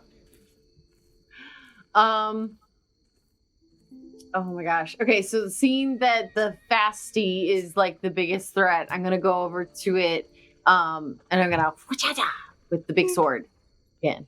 Nice. Yep. But it's not advantage. But let's see, 12 plus 4, so 16 to hit. 16 will hit it. Sweet. Get sneak a die because it's on Kel. Yeah. Yes. Cool. Uh-huh. 9 damage. Okay. And to check, this is on the Shambler that was previously attacked, or this is on the Screamer? So no, this is the Screamer. Okay, great. Yeah. Just The making sure. screaming So meanie. 9 damage on the Screamer. Yep. Boom. The Yeah, you hit them. They don't seem to like it. They turn to you like, Yeah. ah! And I'm gonna like go woof, and I'm gonna disengage Woof. and run away again. Perfect. All right, yeah. As you get yourself wolf. back to somewhere safe. That's fair. Elfin. Okay. Real question. Cool question. Is anyone around the Screamer right now? Yes, Zara just went up. Well, no, Zara walked away. Right. She walked away. So I want to make sure. Kel is the person who is closest to them. Okay. Are you within? Because they 10 like feet? grabbed him. Yeah. Would you have been in 10 feet of the range of combat? No, I found some cover. Then I would I'm right there. Okay. So Got it. Okay, well in that Yeah. case, I'm just gonna see if I can just do a quick firebolt. Ah. At one of the slow moving ones, just to kind of Nice. help, just whittle them All right, down a little thin the bit. Sure, herd. Yeah. Go for it. Let's see what we got. 19 to hit. All right, 19 is going to hit. All right. Firebolt 1d10. Oops. Okay. 9 damage. All right. Are you going for the one that seems like it's been attacked a little bit, or the one that hasn't been attacked at all? Let's go for the one that's already been attacked. All right, cool. You do some damage. It's not down, but it is past bloodied. Sweet. All right, Woohoo! cool. Next up, it is the loss.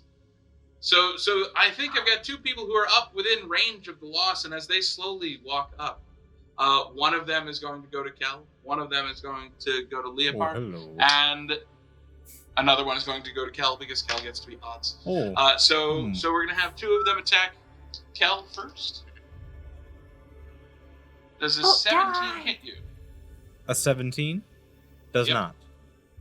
Oh, then you are safe. They do not manage to touch you. They just come up and they reach towards you like help, I need something.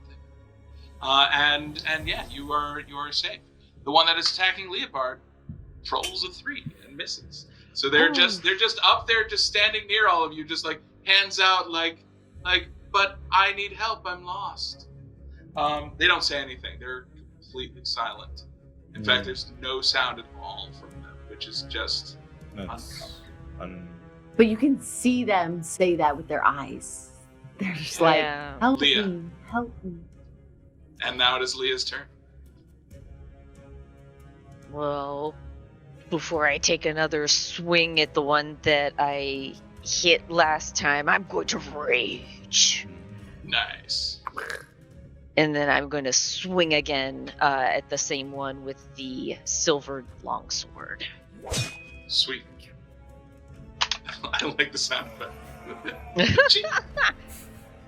Ah, dang it. 8. Yeah, 8 is not going to hit. It manages to evade you.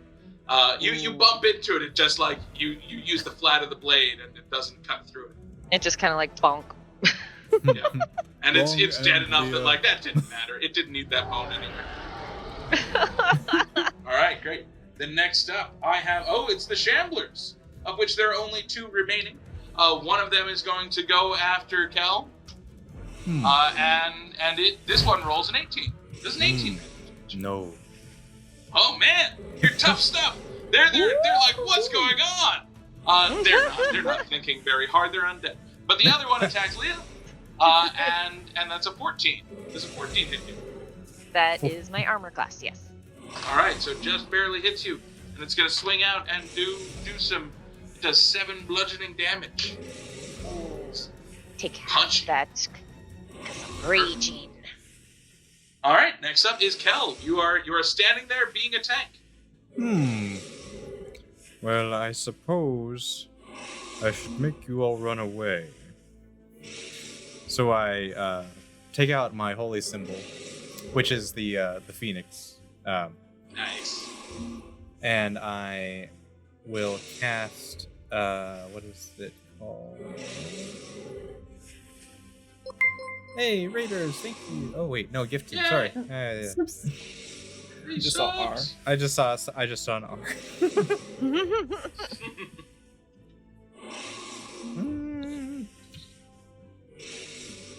There it is. Okay.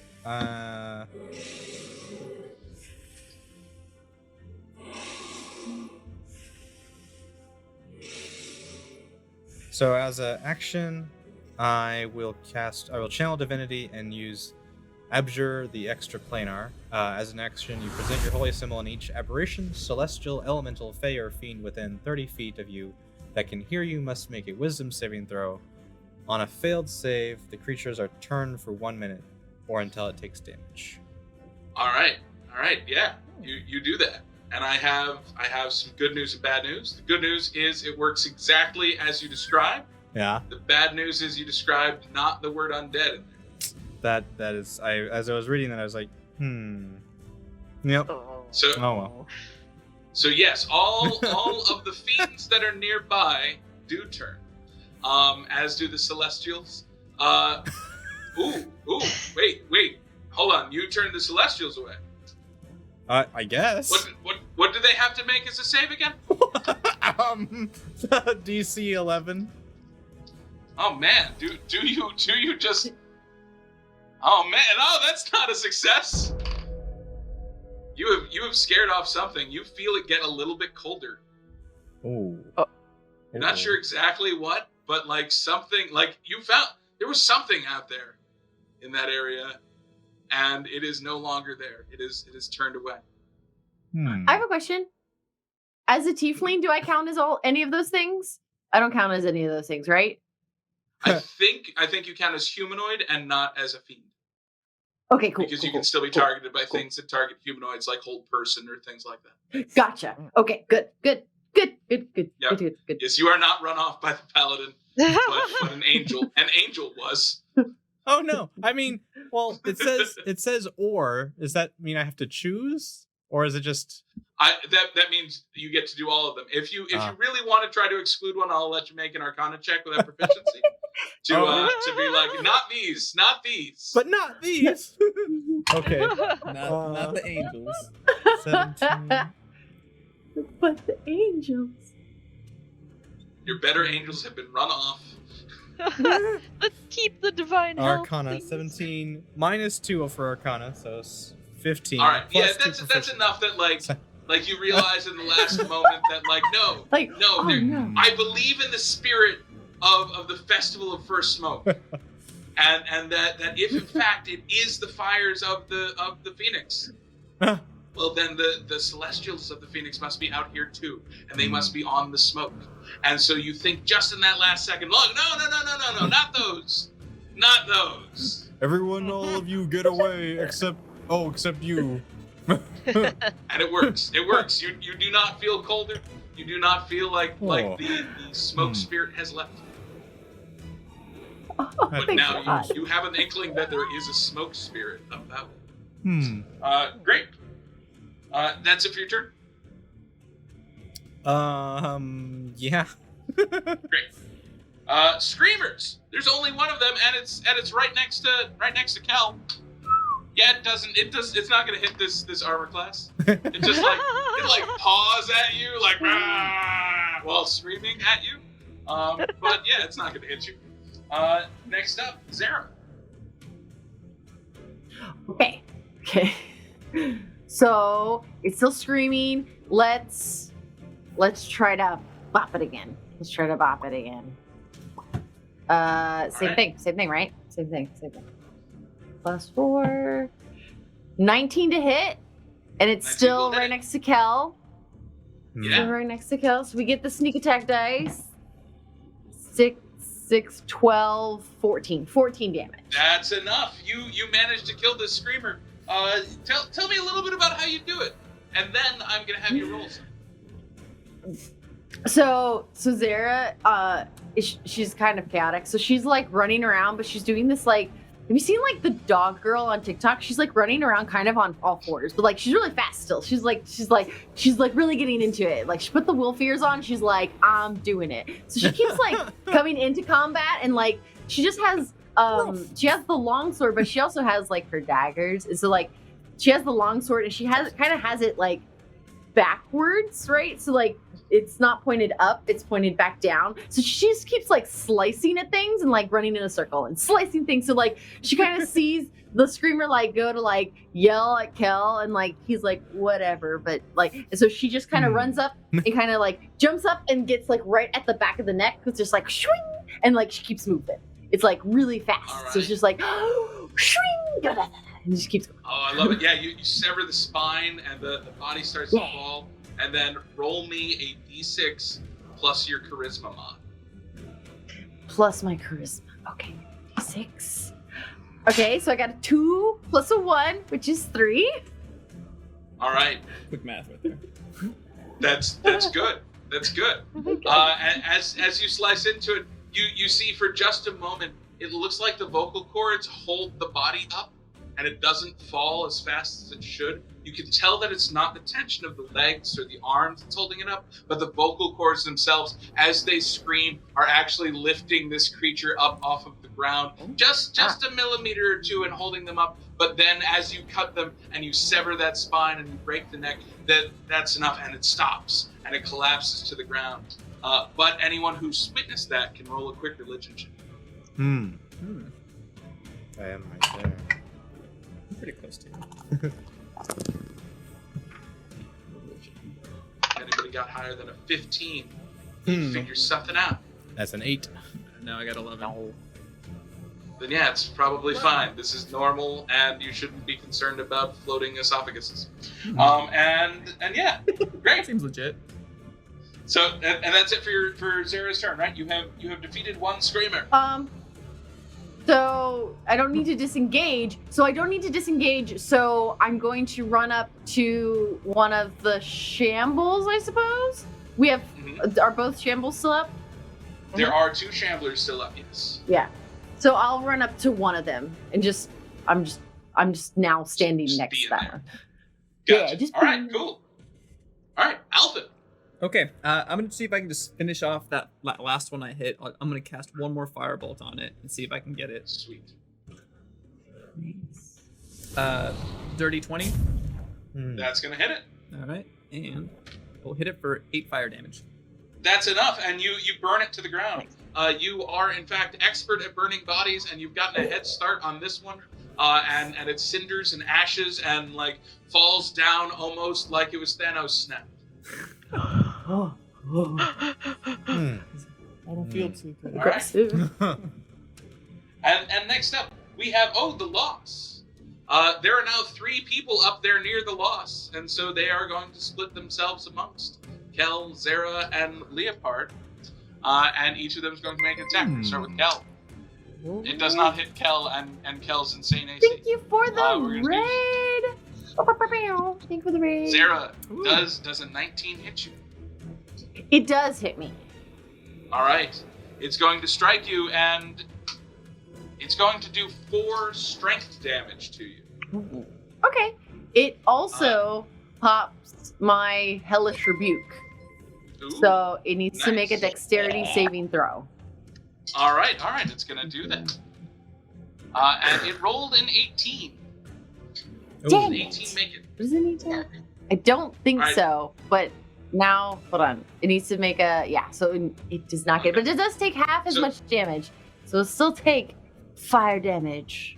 All right, it takes that 5 damage. And when it touches you, because you're the first person who has been grasped by a loss, and it reaches up and it just kind of takes your wrist and it closes its hands around your wrist and looks up at you, and something deep inside of you, like, you can't help it.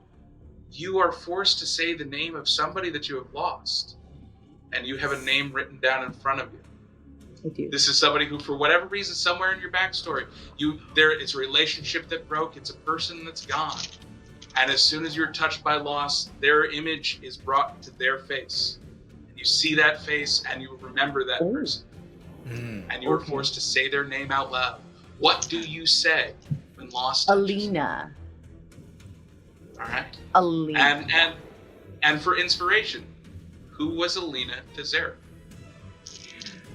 Alina was my childhood best friend, and we Zara's very chaotic, and she was like, you know, you like play games out in the forest because like you do that as kids, right? You do that when, you know, you live in a creepy town and there's dead and undead, and like we found this house, you know, so we went into the houses that, you know, are creepy and decrepit because there might be fun shiny things in there, and we went too far into the house, and it like it was oh man, sorry, this story is going further. The house started coming down, and for some reason it took us, I was faster than her, and it took us like a really long time to get out. Like, it's easy to get in, it's hard to get out. And so she was just slow, and I couldn't like help her get to the door, and the house kind of like imploded on itself. Monster and then house. I never told anybody. Yeah.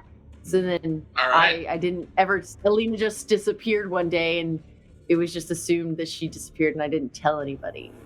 Ooh, I like it. Awesome. Oh, and then one last loss makes an attack on Leopard. But a 10, I'm assuming, will miss. Yeah, misses. Yeah, you avoid. You don't have to make any confession. And Zara gets inspiration for having a dark backstory moment. Great. And next up, it's Leah's turn. Alright, well, I'm gonna swing away at the last Shambler there with the longsword. Alright. 19! That will hit. How much damage do Yeah. you do? Now we're cooking. Alright, and then we got 11 points of damage! Oh, yeah, you take this thing down from untouched to bloodied in one swipe. Doesn't look so good, but it's still standing. And it's its turn now. So it's gonna try to swing back at you. It's gonna miss. Because that's not a double-digit number. So that was its turn. Kel, you see that there are 3 lost left and 1 Shambler left. And is the Shambler the one that I was attacking before, or is that gone now? This is a different one. So the one that you were attacking before has gone down. This is the one that is hanging out with Leopard. Got it. I will go after the last Shambler. Great. Okay. And I will attack my long sword. That's a 15 to hit. That's gonna hit it. All right. That will be 10 points of slashing damage. That's enough, and you take this Shambler down. It collapses to the ground. There is nothing with a body left for you to fight. There are only shadow children. And yeah, so next up, Screamer's turn.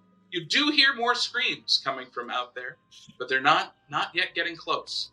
You gather that this is the sort of thing that may go on all night. But we're not going to go on all night because we have lives as people. Sorry, I mean, that's the reality. But yeah, the fight could just go on endlessly. There's an endless wave of these things, and there are screams coming over the way, and you do wonder what would happen if you roll the higher on that d6 when you kill them. And yeah, so next up, Zara, it's your turn.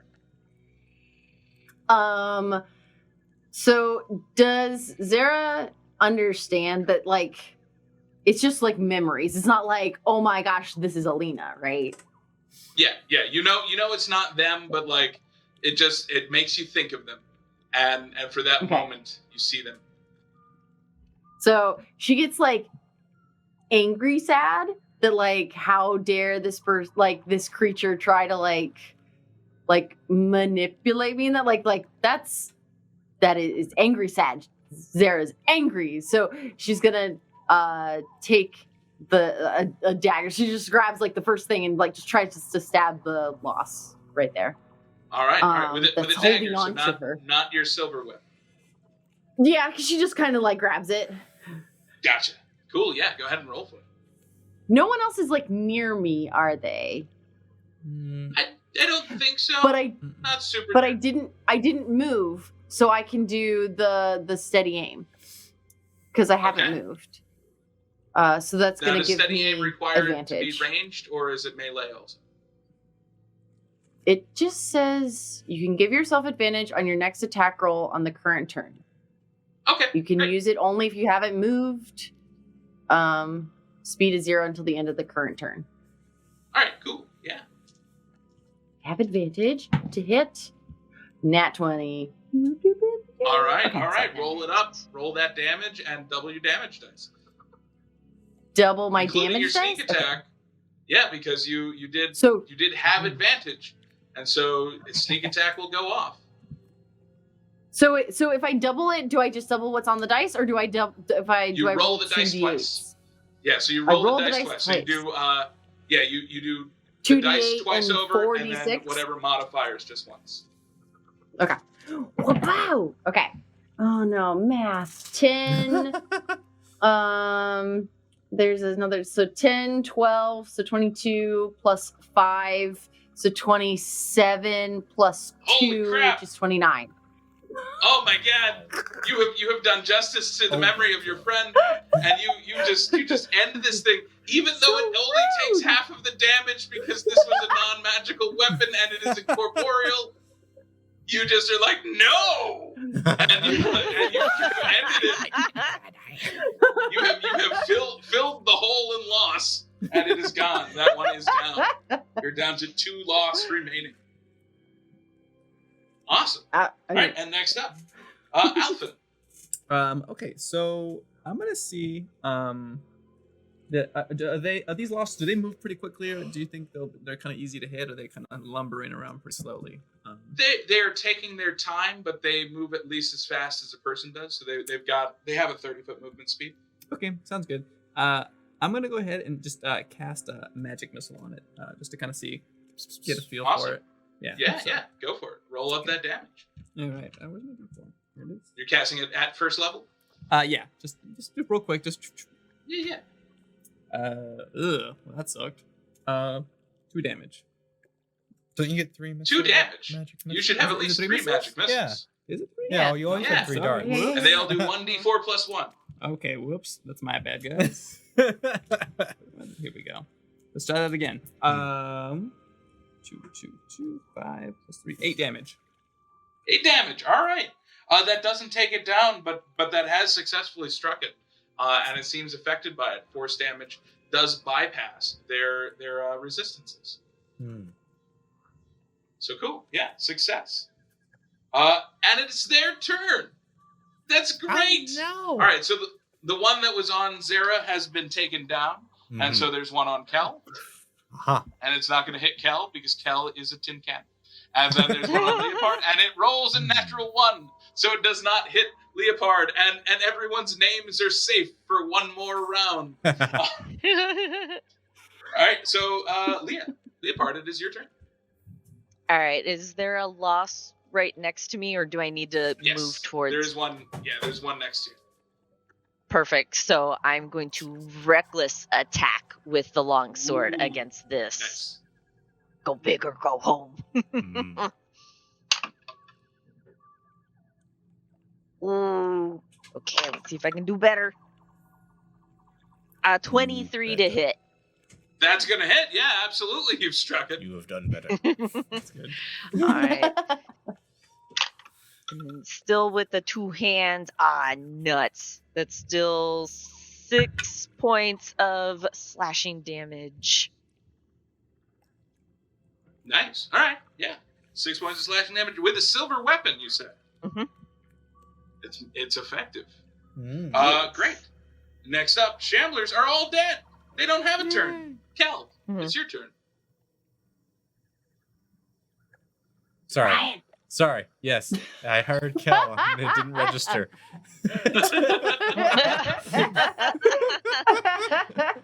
Who? I look out at the field, amazed at the standing tin can. Why does he stand so long? I wonder to myself as I scratch my beard. I could help them, I think to myself. Nah, not my No. problem. I turn, go back inside of the keep. I'm sorry, Kel's turn. Yeah, no worries. So I will now go up to one of the lost and make my silver weapon attack against them. Perfect. Which will be a 19 to hit. That's gonna hit. And I'll do this one two-handed. So that'll be a 1d10 plus 3. And that is 12 points of damage. All right. With that, one of these loss is down. You are now down to just one loss that has already been damaged. And it is now Zara's turn. Pulling out the longsword, run up to it, and is anybody near it? Which one would Is this Leopard? be near? Yeah, I think this is the one that's near Leopard. Sweet. Okay, so that means I do get sneak attack if it hits. So dirty 20. Okay, yeah, that's gonna hit. 10 damages. Nice. That's enough. You are able to kill this loss, and you have ended this combat. You now escape from initiative, and you can fall back. And that other group of 4 people that came on time, they're gonna rush in your place. You gather that this is basically what you're doing all night. Is going to be taking turns, fighting off a wave, falling back, waving back in. It's like two tides coming in and meeting in the middle in a combative force. And yeah, you successfully have repelled the undead for the night. Things are good. Stuff's pretty great. Except during these waves, one by one, I'm gonna need everyone to quickly roll me. It's gonna be an intelligence save. Oh. Intelligence save. Oh, that's not good for me. Oh, that is not good for me either. We also have blesses. Yeah, Reminders. I'm gonna use a blessing for mine. Use one. Okay. All right. What have people gotten on these intelligence saves? 14. 14. You're okay. 18. 18. You're okay. I got 9. A 9 and a 10 are not as okay. a 10. During the course of these waves back in and out, both Leopard and Kel find yourselves stricken with a wound. Like you just scratched yourself on something. You didn't even realize what it was, but you got some sort of scratch, and it starts itching. And as you look at it, you can each make a medicine check if you want to keep it to yourself.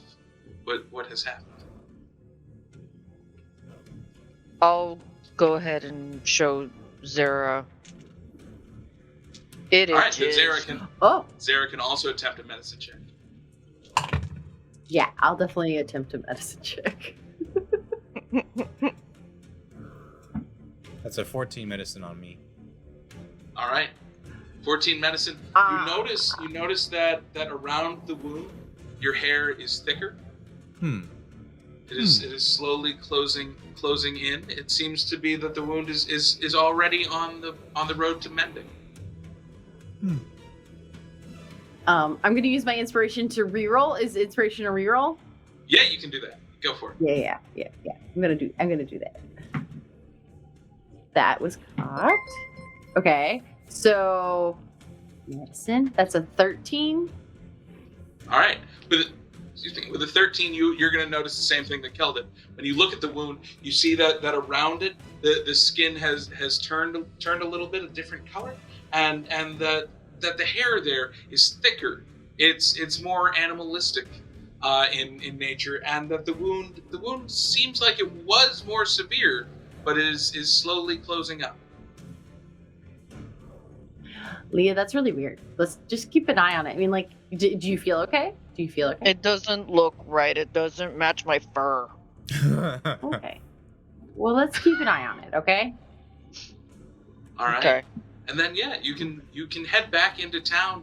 You've completed what you needed to do, but yeah, you end up during the night, Kel and Leopard, you find yourselves awake staring at the moon. And you notice that it is 1 day away from full. Of course it is. And that's our session for tonight.